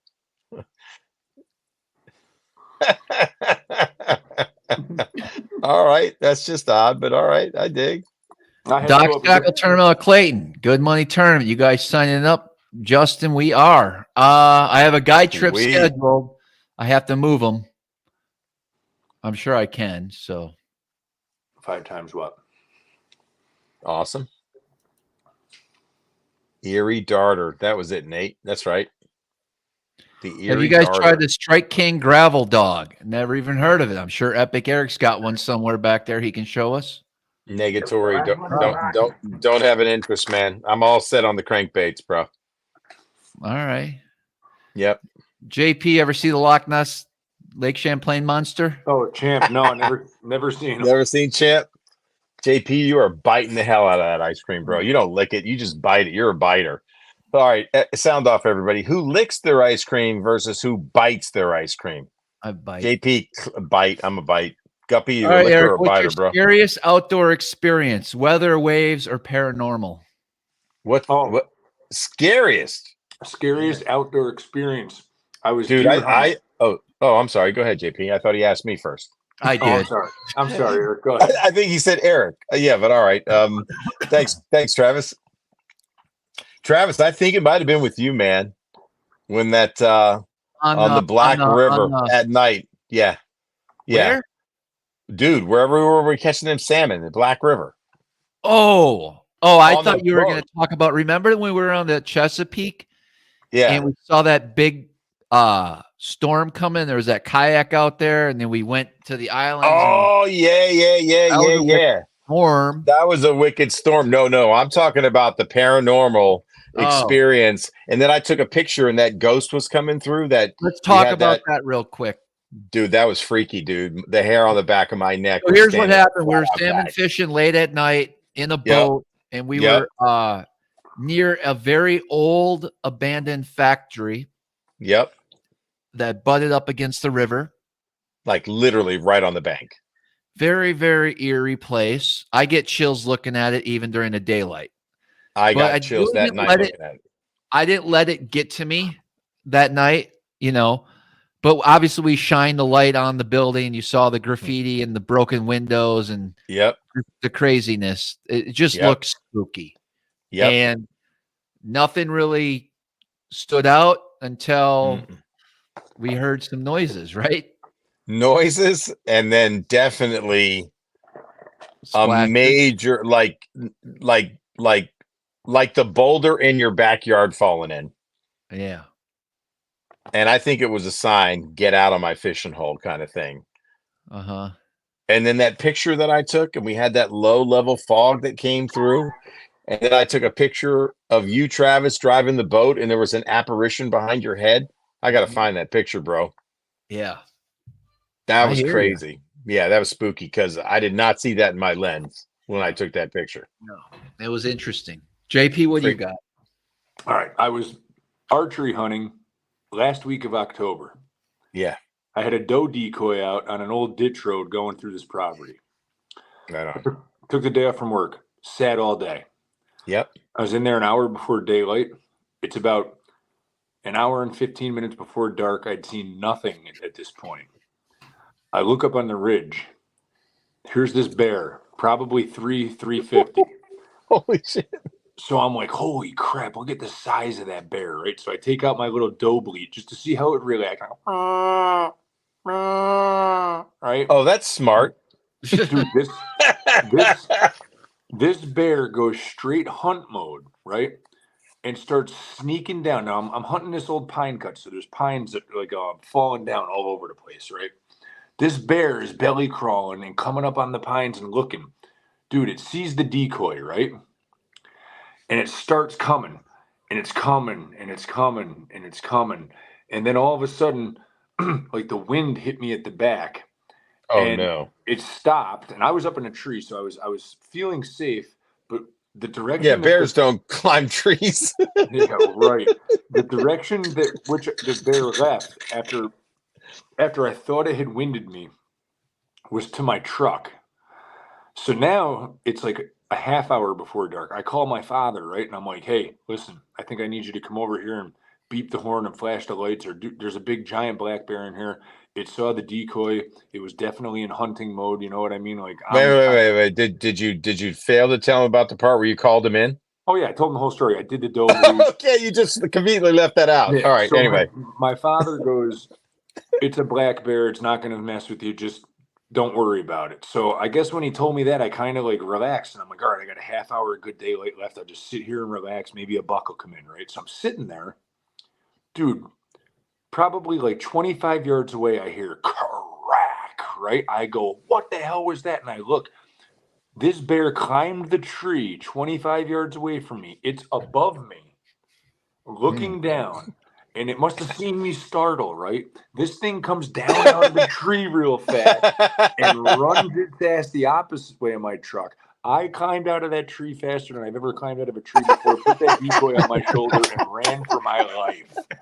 Oh, It's not nice to mess with Mother Nature. It's like that commercial, man, with the butter. It's not nice to mess with Mother Nature. Oh my black God. bears, yeah, they're okay. Yeah. Unless they're with their cubs. Well, when Maybe. I did shoot a bear with the bow, and I will tell you that when the arrow pierced that bear behind the shoulder, it let out a roar like I've never heard in my life. What'd you do with it? I got a bearskin rug. You want to see it? Yeah, of course. Did you eat the bear meat? Yeah, I ate it. Was it delish? Nah, it wasn't that good. I wouldn't shoot another one. Okay. Dang, you got yourself a bearskin rug. Guppy, get that light right over there. Is there a head on it too, with the whole head? Oh, look at that, man! That's crazy. Hold on. That's for Now, get another one of them popsicles and stick it in its mouth. Yeah, right. All right, my turn. Go. I got one for weather, waves, and paranormal. Weather.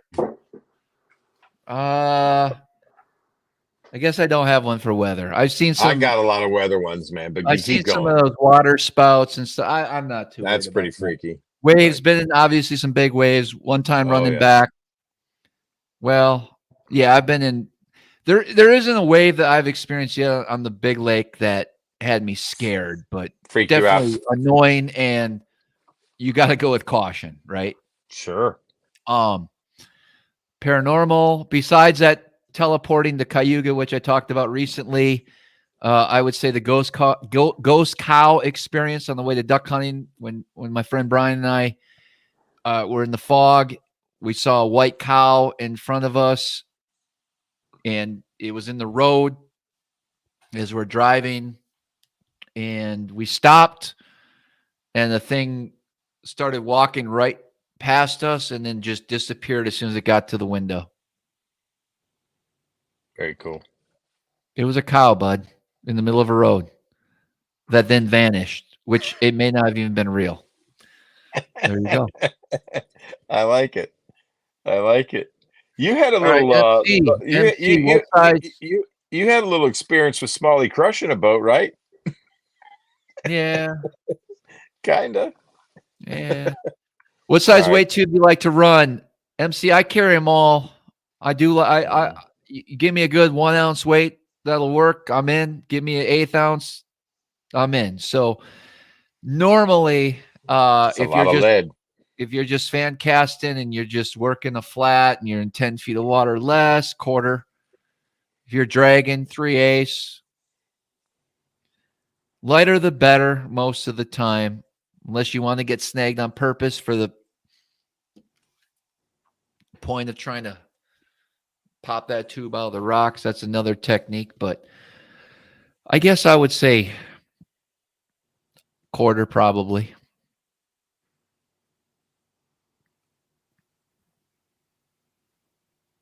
What was your first fish on Live Scope? Nate, I don't remember. I do. Captain Scooter Lily, it was a little spot about that big on Lake Russell. First one. I remember mine. Travis Manson, Lake Ontario. I caught the fish. I sat down. I called Roy Borrow down in wherever he is, North Carolina or whatever, and I ordered a live scope while I was in the boat with Travis. I said, "This is the coolest thing I've ever seen in my life." When was this? This is when you took me out to that little sneaky shelf. And you said, "Let me show you how it's done." And then you said, "You see that blob right there? That's 1/6." And you cast it to it, and you caught like a 6.5 pounder. And I was like, "This is amazing." And then you let me catch one, and I was like, "I'm ordering one of these right now, dude." Right? That's perfect. Nate, I used the original transducer for a while. Yeah, that was with a 32. Yep. Yeah, no, the one before that. Oh. I had one of those the year before, and I didn't use it as I should. Like I I wish I would have. Oh, let's see what else we got.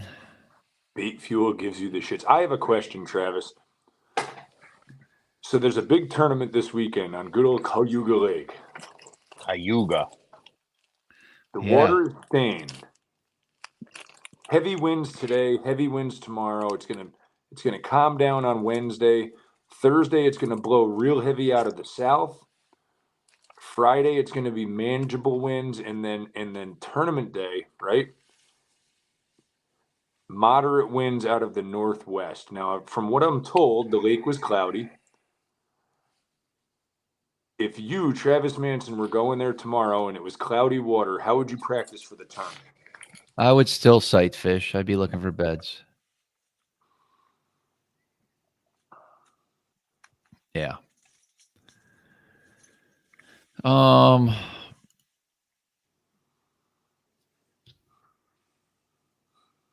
Got a derby on the Potomac in 2 weeks. Interested how you would approach it. You wouldn't fucking fish it. No, but You're if I asking had to, Travis a question about the Potomac. He fucking hates it. I know exactly where I would do. That's a laugh. In That's practice. a laughable question. What would you do, Travis, if you weren't going up to Washington D.C. and fishing hardcover for 5 days and catching 1 12-inch fish? I'd go fish hardcover, and then I would go mess before I around. got your mind right and get you a third I would place. I would go check my usual stuff. Which was? Just that Did rock. you even have any? A rock. I'd go You look at my don't know rock. nothing about that river, man. Bro. Okay, I'm sorry. My best open Toyota series was a third on the Potomac. And who gave you that area and showed you how to fish it and read grass? Well, I caught it on hard structure, didn't I? Oh no, I didn't. Not that year. Travis, that was another tournament where I saved your ass on that barge up north. What are you talking about? Fuck, you don't even remember how you got the third fucking place. Holy hell. Be honest. Don't lie like all fishermen. I struggled. I'll never and help you Eric on and I the went Potomac out, and we caught him in the grass, and that's where I started. Eric and I went out. Eric took you to the area where he'd been winning money every Wednesday night at a rotation of 3 grass beds where I was sucking everybody's money up, right? I showed you how to fish it, gave you 3 baits, and told you to add 1. That's pretty much it, bro. Okay, so back to Michael's question. Eric, you know the story about the rocks. I'm a hardcover rock guy on the Potomac. That's the first thing I'm going to do. Fair. Just to get out of my system. Then I'm going to go check all the community hole grass spots. Okay. Community hole grass spots. Interesting. Yep. Mm-hmm. Okay. I'm going to throw chatterbait around, see what activity is going on. Right on. Then I'm going to go run up north and fish a bunch of hard structure. Do you realize how much grass is on that river right now? Community and hole. if There's nothing's fucking working, 63 miles of grass right now. I'm going to do what I did in the BFL a few years ago. Which is? I'm going to fish the community spot right outside the launch. Okay. Gotcha. With a giant TRD. Nice. That'll show them something different. All right. Good. All right. I dig, man. Not a Why bad don't plan. you help Michael out, Eric? You seem to. No, I have other people that I'm committed to help. No, I mean, give them some pointers. Pointers? I haven't been on the river all year long. All right. That would require me to go fishing and then comment. All right. Right.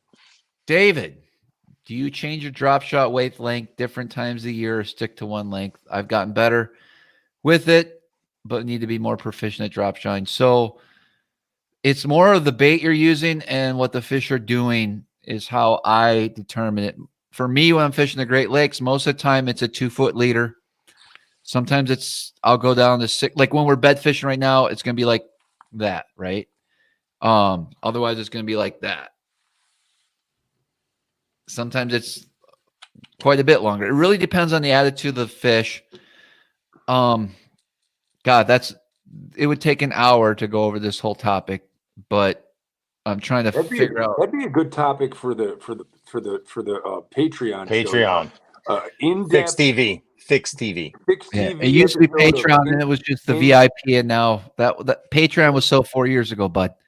In-depth drop shotting with the one and only Travis Manson. Hell yeah, that'd be a great topic. All right, what else? Fantabulous.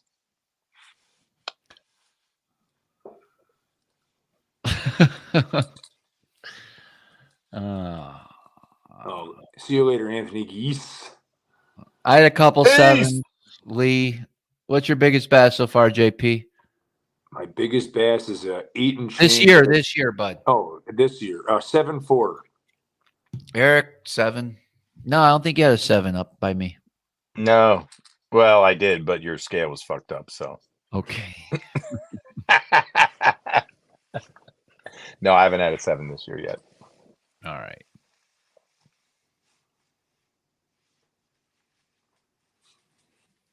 Let's see.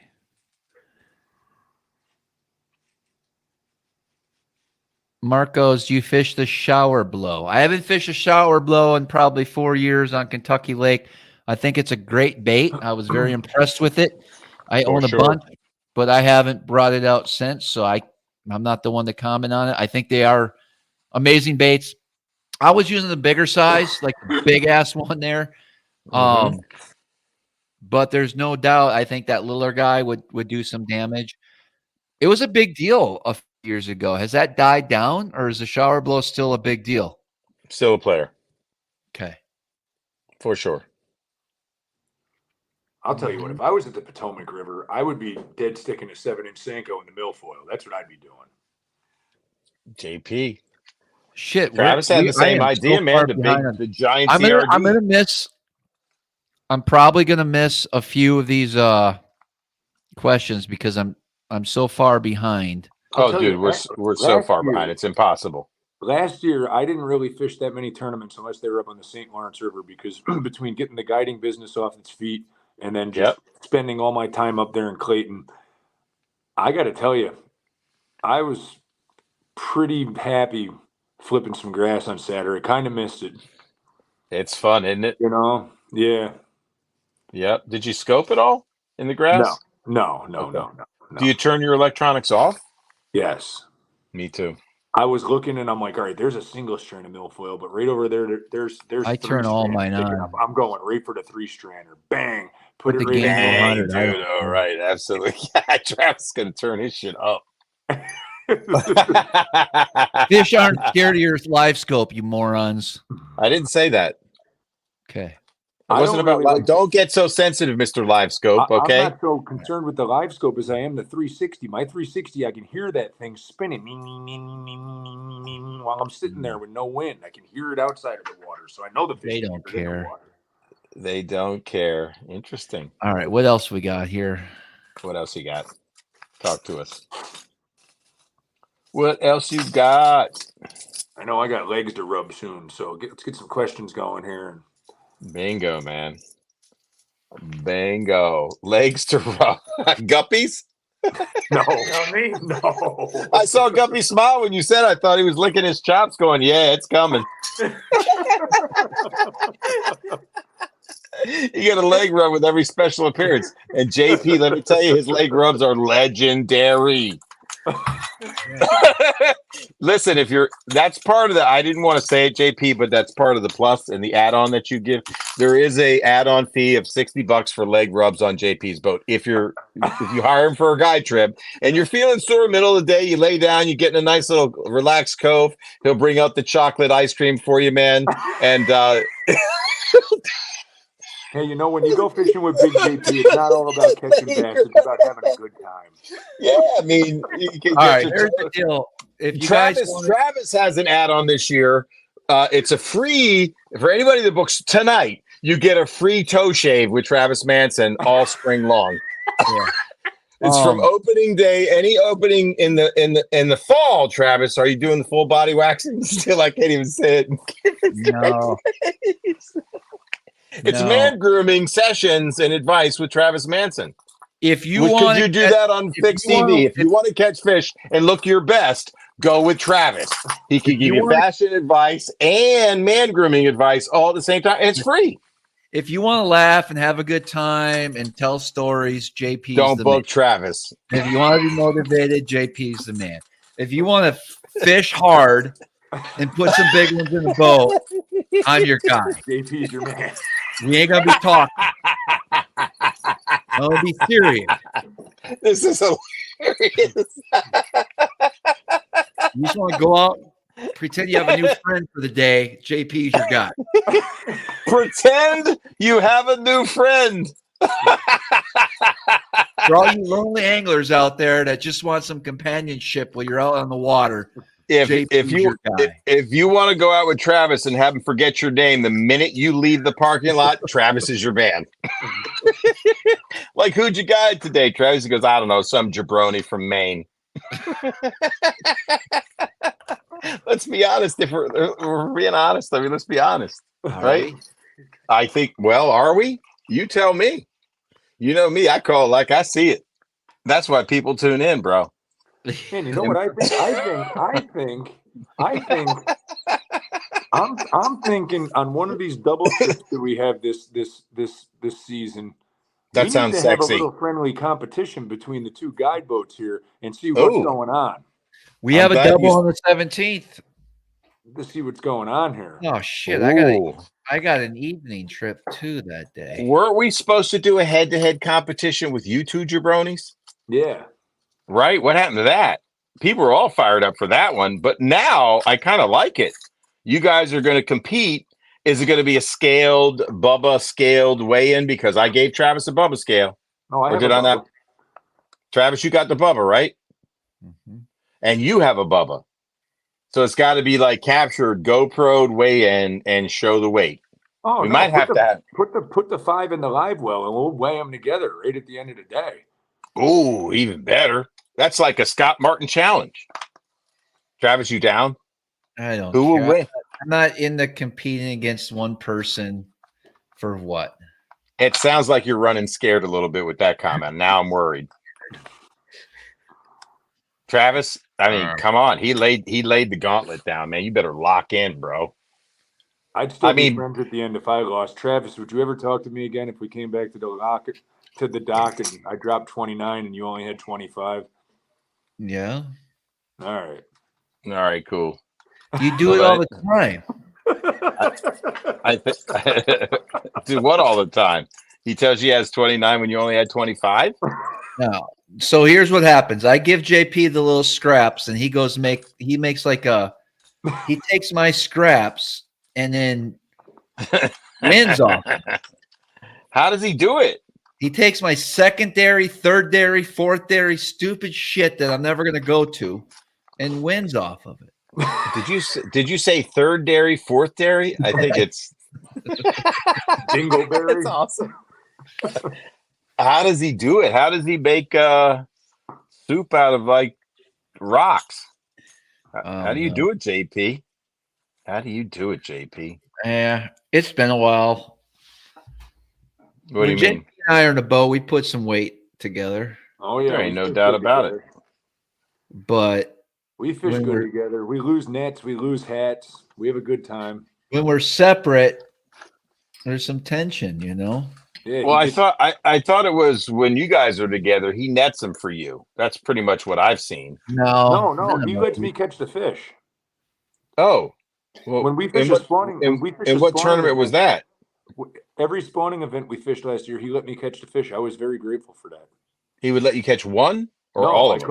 I caught almost every fish in the tournament. He did the flogging and the directing, and I did the hook setting and the catching. And then at the end of the year, well, that's pretty cool. At the end of the year, when we won the tournament for the Empire division, he told me I need to make the first cast because we can't fuck this up. And he caught every fish, but I was okay with that because during the spawn, he let me catch, 28 pounds in the one tournament and 28 and a half in the other one. It was fun. That's cool. So he's the better flogger because he's got the better eyes out of anybody I've ever fished with. No, what it is, I'm gonna tell you what it is. Tell me why I chose to flog, because I was doing it for 2 weeks with clients, and I'm really good at direction. I feel like I'm really good at directing them to a way that they can understand how and when to move the bait or how to recast. Yeah. You're dialed in. You're locked in. A lot of practice, and so I prefer to just be the man with the flogger. Now there was a couple fish, JP. I think That I makes caught sense. them. There was some fish that I knew were different on those beds. Remember that one that was suspended up? Oh yeah. Every day he's suspended up. And then you caught that 1 5-pounder that took like 12 different baits, and finally you found that dime-sized hole, and you caught that one. That one I don't remember that, but was giving us a hard time. Yeah. Very cool. You mean the dime-sized spot on the bed that the fish reacted to? Yeah. He goes, oh, I That's think I pretty found cool. the spot. He goes, grab the net. I'm pretty sure I found the spot. And I think we had 40 That's minutes pretty on cool. the fish. What the hell? Are you Yeah. kidding me? That's incredible. Wow. 40 Oh, minutes. I remember. That was off of that point. Mm-hmm. That fish was a freaking nightmare. That's But my crazy. favorite- my 40 favorite one, minutes. He My wanted favorite one- that goby. There was a big rock, Yeah. a ledge. We were shallow. He was deep, but he was right here. It was like a. Okay. Right he there. wanted that bait to bump into that fucking moss right there. No way. Yeah. That's crazy. My favorite one was when we pulled up to this bed and Travis is like, the fish isn't on the bed. And I'm like, I know, it's on the hook. Get the net. And he's like, why didn't you tell me that? That's awesome. Very cool. Well, I can't wait for you guys to win some more 12-boat tournaments. It'll be exciting. Yeah, we don't have too many. So my tournament schedule, I have and I don't know the difference, JP. July 13th, I'm showing an ABA out of Clayton, and then I'm showing an ABA out of Clayton on the 26th and 27th. What's the first one we're signing up for? The first one is the professional league, and then the second one is the top 150s. Wait a minute. Are you guys fishing against each other in those ABAs? I don't think I'm fishing the one on the 13th. I have a guide trip. But if you were, you would be fishing against each other. Yes. Oh, so then we'll see who comes out on top. That's just natural. We fished against each other a lot up there. When do you have a guide trip? All right. Here's the question. Of all the tournaments that you JP fished normally against wins. each other, He what's beats your me. winning percentage against Travis? JP 90. beats me every time when we're solo. You're 90%? He Yeah. beat me once at the Bass Open. Well, how's he doing that, Travis? You're Smallmouth Crush. I take that back. He beat me twice. He beat me in a 2-day ABA, and then he beat me at the Bass Open. Okay. So you're at like 85% win ratio against him. No, I think it's about 90. Will it continue this year, Travis Manson? I don't know. I'm not competing against JP, man. I'm just trying to catch my 5 biggest fish. Well, it sounds like JP's trying to compete against you, whether He you is. like it or not. He set you as the mark. So JP, JP, Smallmouth Crush. you're telling me you have a guide trip on the 13th? Let me check. Travis, you got to get it together, man. Your reputation's on the line this year.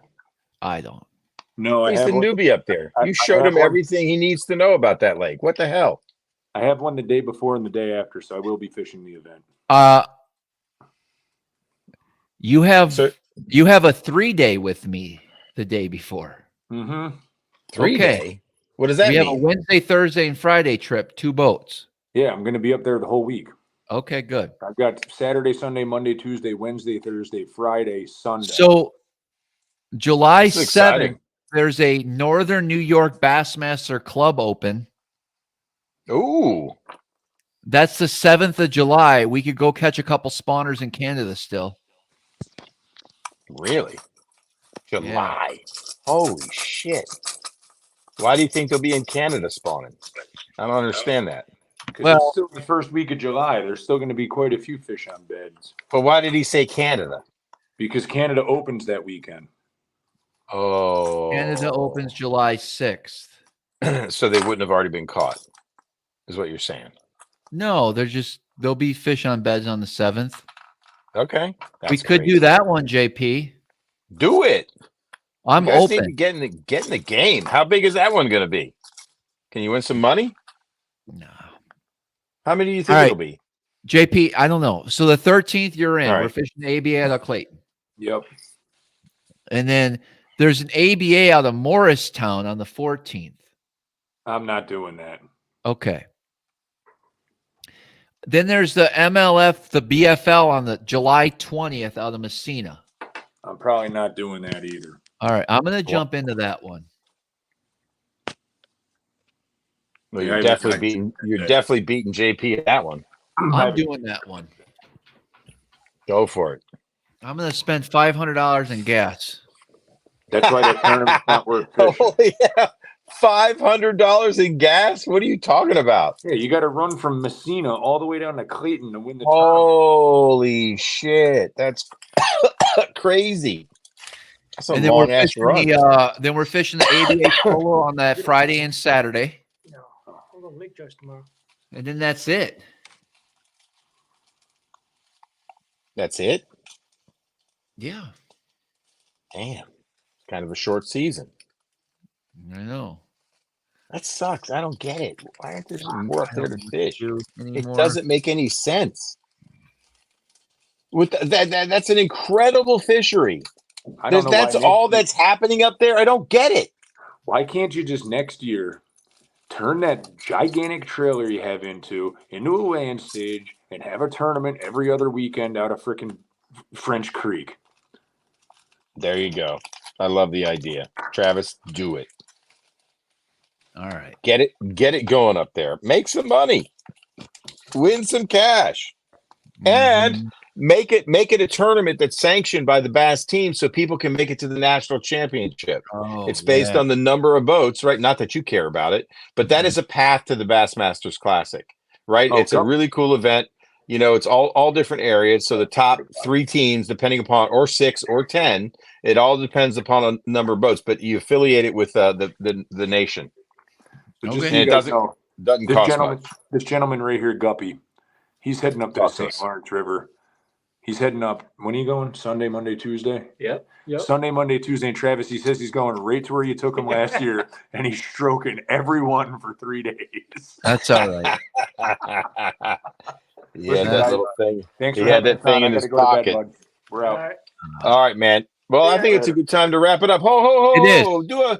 Do a proper. Don't just jet like you normally do. Travis said it was going to be a short show. It's been a great show. Lots of laugh, lots of great questions, lots of lying going on. I love it. Lots of throwing down challenges, lots of spooky stories, man. It's fan. Guppy, great to have you on. I'm glad you had some ice cream with JP, man. It's awesome. Keep rolling with him on the social media. Travis, what are you talking about? Wedges. What is he talking about? Insurance. And then I needed something else. You doing your to-do list? Yeah. As we do this show. You're doing your to-do list as we do the show outro. Wedges, insurance.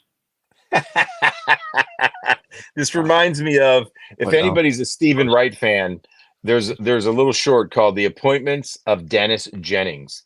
And Travis is being like his psychiatrist. So Stephen Wright's in there telling about all his problems. And the guy is like doing his to-do list. This is the Amish. Dennis Jennings. Hey Travis, how about I bring a chain fall up? We lift that rock up, put it in the Lund. We'll take that out to a secret location at Lake Ontario, dump it, and then we'll have a new rock. That's what How would we get it off the fiberglass boat again? No. You're going to put it in your Lund. And we're going to put a piece of pressure treated plywood 3/4 inch across the front of the Lund so that it's on the plywood instead of the Lund. And then we just dump the plywood right over the side. Kaboosh. And then when you hit the first 3 foot wave, it comes into the boat and sinks it. And you guys are the Edmund Fitzgerald Lund. Not good. We got I don't like it. Day to do it. I don't like it. I don't like it at all. How you got to trailer it down there, dude? What? This is a crazy plan. Ratchet the boulder. You're going to be trailing that thing around a boulder on the front of the wall. It was a good idea. Anyway, it's crazy. Not my boat. What? I think it's illegal to dump stuff into the lake. Not a rock. What about a 50-foot drum with a 15-foot pipe coming up? I'm thinking, hell yeah. That would be illegal? I think it should be. Okay, then I don't know anything about that.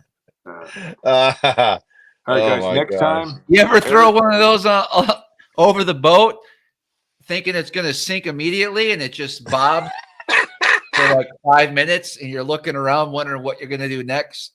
And then finally it goes. Blah, blah, blah, blah, blah, blah. That's crazy. You have. That's hilarious. No, wouldn't know a thing about it. Don't Dang. know. Was there a body in it, and that's why it took long enough to? No. Yeah, is that last victim you drift right? One-on-one. There you go. how do you find key spots during the summer for deep smallmouth? And I'll tell you. How many of them one-on-ones do you actually get? I probably do about 3 or 4 a month. That's pretty good. I'd like to do more. I enjoy doing that. So to be honest with you, It's a good deal. I would rather, I like coaching and kind of forming a game plan. Like some one-on-ones would be a guy that's going to a new body of water, even a body of water that I've never been to. And so I get to pull up a lake map and kind of go through what I would do if I'm doing like pre-tournament study. So I do enjoy doing those. Sounds fun. Yeah, I'd like to do more. So what happens, guys, with the Smallmouth Crush one-on-one, you basically get an hour of my time. Normally we go over an hour, but basically I ask you, I'll have you like send me a list of questions, or at least let me know that the subject matter is going to be, and then I'll prepare some maps, Google Earth, things like that. And then we'll kind of just break. We can talk about whatever you want, but a lot of times guys want to know, okay, what do I do this time of year on this body of water? Or I'm going to this tournament here. How would you break it down? And so we just have some fun with it, and I give them some ideas, and I enjoy it. I wish I had more of those. I would, if that could be my full-time job, I'd probably enjoy that more than guiding, to be honest with you. But wow, there's nothing better than taking somebody out there and they catch the biggest smallmouth of their life. And yeah, you know, It's true. I guess you got a point. But it sounds like something Travis wants to expand on. Travis, yeah. I mean, you could do like you could combine the fishing trips with the on the water. Oh, there class. we go. Lance was the last one. I think I had him last week. He goes, they're great. So there you go. There you go. There's a testimony. yeah, I like what Matthew said. I don't know if I want to get yelled at one-on-one. I'll just call my dad instead.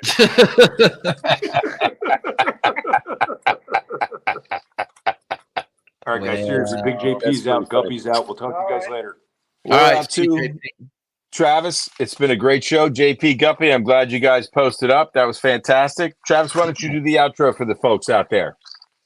An outro. Yeah. Well, let's get it, guys. The 15th is coming quick for me. Our season was closed. It opens. Guidance season is in full swing. I'm going to be very run down, moody, annoyed. That's what you're going to expect if you book a trip with Travis Manson. Yeah, but you're going to catch some big. No, you're not like that, man. You're going to catch some big fish, though. You always put people on them, man. That's a fact, man. And I've been a beneficiary of that big fish mojo, man. You do it, man. You don't just try. You do it. You work hard. You're not one of those guys that's cheap. You'll spend the money for the gas. You'll get them. You'll get them a fish, man. You always find them. Yeah. Don't sound too excited, bro. Come on, man. We're not going there tonight. I'm not going to ask you what's going on, what's bugging you, but clearly something's still bugging you, man. That's all. Something's always bugging me. I got a long drive tomorrow. Yep. Where you headed? New Hampshire or Connecticut and then New Hampshire. For your boat. Yeah. Picking up the boat, going to get the boat rigged. Bass Fishing Electronics. Yep. Awesome, man. Well, that should be exciting. Is it? You got some well, I mean, you kind of got some other stuff behind the scenes. We're not going to go into that right now. So I get why you're saying, is it? Question mark. Maybe not. It just depends on how it all shakes out. Good luck, man. Right. That's right. That's well, right. We're ready to Good go. luck. All the tackle's ready. That's awesome. We've had some time to get ready. I got to figure out, but yeah. Aren't you going to send those back to St. Croix? Well, doesn't your homeowners cover that? No, I don't know what's happening yet. Doesn't your boat? How much insurance did you write when you got your boat insurance policy for the tackle you carry in it? So for the extras, if it all got stolen tomorrow, what would you be claiming? I was underinsured. What did you carry? 20,000. Yeah. And that's underinsured? Holy crap, that's scary.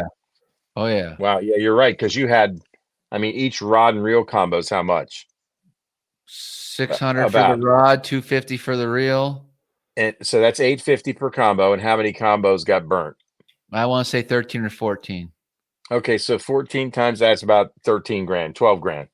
And Yeah. then no other tackle got damaged. So I mean, you Little could bit of claim that on your insurance. You could claim that on your insurance.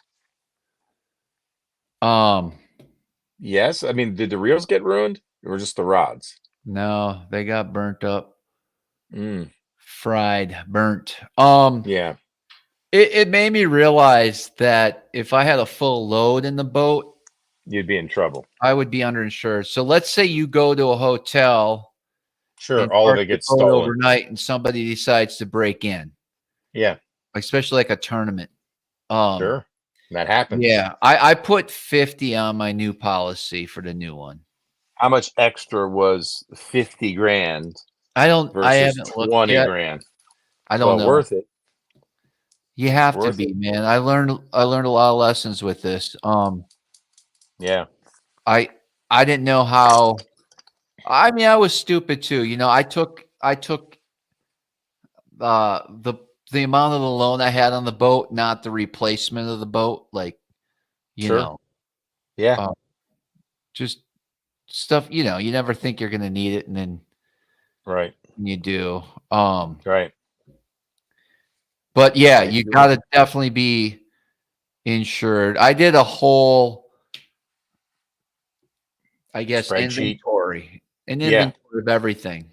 Yeah, it's a lot. I mean, it's crazy. Like that spook box, for instance. Sure. You don't think you have much in it until you start looking at what would it take to replace a No. vintage spook, not the $6.99 one you can go buy, but the one you really want to fish.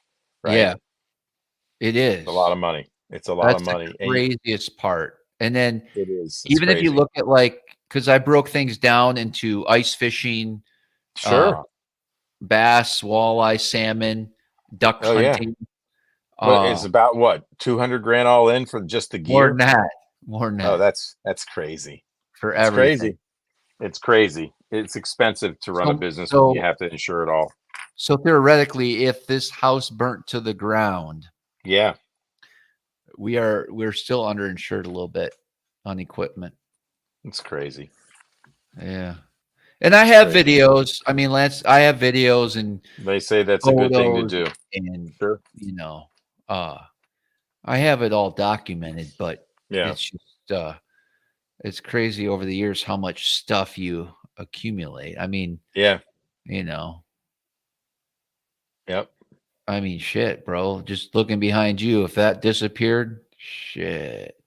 I mean, yeah, true. And bad. For you to inventory that, it would almost be like you'd have to literally like devote a month in the winter. 100%. I would love to see that. I would love to see a spreadsheet. Yeah. Excel spreadsheet of all the baits that you have. Yeah. No, Could my son started doing it for me. Would you have the patience to do it? I could do it. Yeah. Yeah. Yeah. Yep. Oh my gosh. I know. I don't even know where you start. No, the boxes, which are super right, organized. All that stuff on the wall. That's just whatever, man. No, there's. Well, it's a good amount of money. Yeah, that would be. It ain't that bad. Nah. I mean, okay, it's a little worse than it looks. It's crazy. The top row. I mean, it's top row. Yeah. I don't know. Tom said he's got 300,000 a rider on his homeowners for just tackle. That's smart. Wow, that is really smart. I need to do that. Yeah, we all do. That's a fact, dude. I think I had close to about 20,000 in duck stuff, Matthew. That's crazy. Yeah. Not including the boat, not including the trailer, not including the truck, not including the bass boat, not including all the rods, not including the different categories of rods, and not including all the lures and all the different categories of lures. That's $400,000 to replace it all. It's insane what we spend on tackle, but damn, we love it. We're crazy just to chase a fish. So nuts. But why do we love it so much? What is it? I don't know. Something. Yeah. So What here's draws what us it to the is. sport? What is it? It's what is Tug life. okay. What does a Tug life. non-angler do? Like in a guy. Okay. Some of them Oh, like to there's watch sports, right? Yeah, or they're into playing sports, right? They're Playing still sports, they're golf, playing constantly on baseball, bowling, over 50, bowling. Everybody's got a jam, dude. parties, like Everybody's got go hang out with their friends on the weekends, Yeah, some go to people NSYNC cabin. like crazy. Sure, exactly. So Canoeing, supping, kayaking, camping. yes, Everybody's got their jam, bro. yeah. Everybody's got their jam, their passion. I'll be honest. If I found something I enjoy better than fishing, you know me, I'd be all in. You'd go all in. Yeah, That's exactly who you I'd be are. like, "Fuck, what am I? I can't believe I missed this my whole life. I'm in." Right, just like you attacked, duck hunting in a kayak and then freaking almost tore your arms off your body. Yeah, I haven't found anything that it takes a lot to Get you going. get me to go do something. You know what I mean? Oh, Like, I know that's right. Well, you right? got I other don't want to jams. You got get other in a truck jams. and drive somewhere. Like, Nah, you're not into sightseeing. You're not into no, let's go to a winery because I like these no, grapes and they're in season. That's not you, dude. yeah, But if you got into winemaking, you'd go all in. You'd have a barrel in your backyard. You'd be crushing in things with them giant feet of yours, them right. long But I'd ass probably toes. rather be on the boat, in the water. It always calls you back, man. And then not just boating either. Like I got No, people that boat. I don't I'm understand not a boating at boater. all because we boat Right, all the time, right? but they don't understand fishing. They It don't takes forever. understand what Like we do. to me, if I could just snap my finger and be 10 miles offshore in my fishing spot, I would. I don't enjoy the process of getting from point A to point B. Yeah, I can't say that I do either. I hate You want it. to go? I hate You boats. want you want to go Driving a fishing? boat's the worst, slowest, stupidest thing in the world. You want to go fishing, man? You just want to get to it. You want Get to me to lock the in. spot. That's all a Yeah, boat hell yeah. is for, to get you to a spot. Exactly right. Yeah. That's exactly right. Uh-huh. That's crazy, man. Crazy. Food for thought, bro. Food for thought. Clock's ticking, man.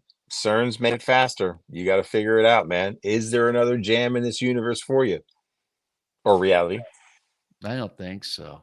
No, it doesn't look like it. It's not looking good for you to find something It else is, at and this I got point. nothing. It doesn't matter. I like the Yeah. duck hunt. Oh, you love the duck hunting. No, like is not the word. Love. You went after it, man. You got back in them marshes, dude. You were all in. All in. All in. All in. So give me that kind of stuff. Yeah, okay. I think you'd be all in, like if it was credible that there was this incredible treasure near your house, you'd be all in. Oh, to find it? Oh yeah, that gets you going. Do you remember the quest for somebody to find some buried treasure to some billionaire? I forget what it was, man. I don't know what it was, but people died trying to find it. I think it got found, but I'm not certain.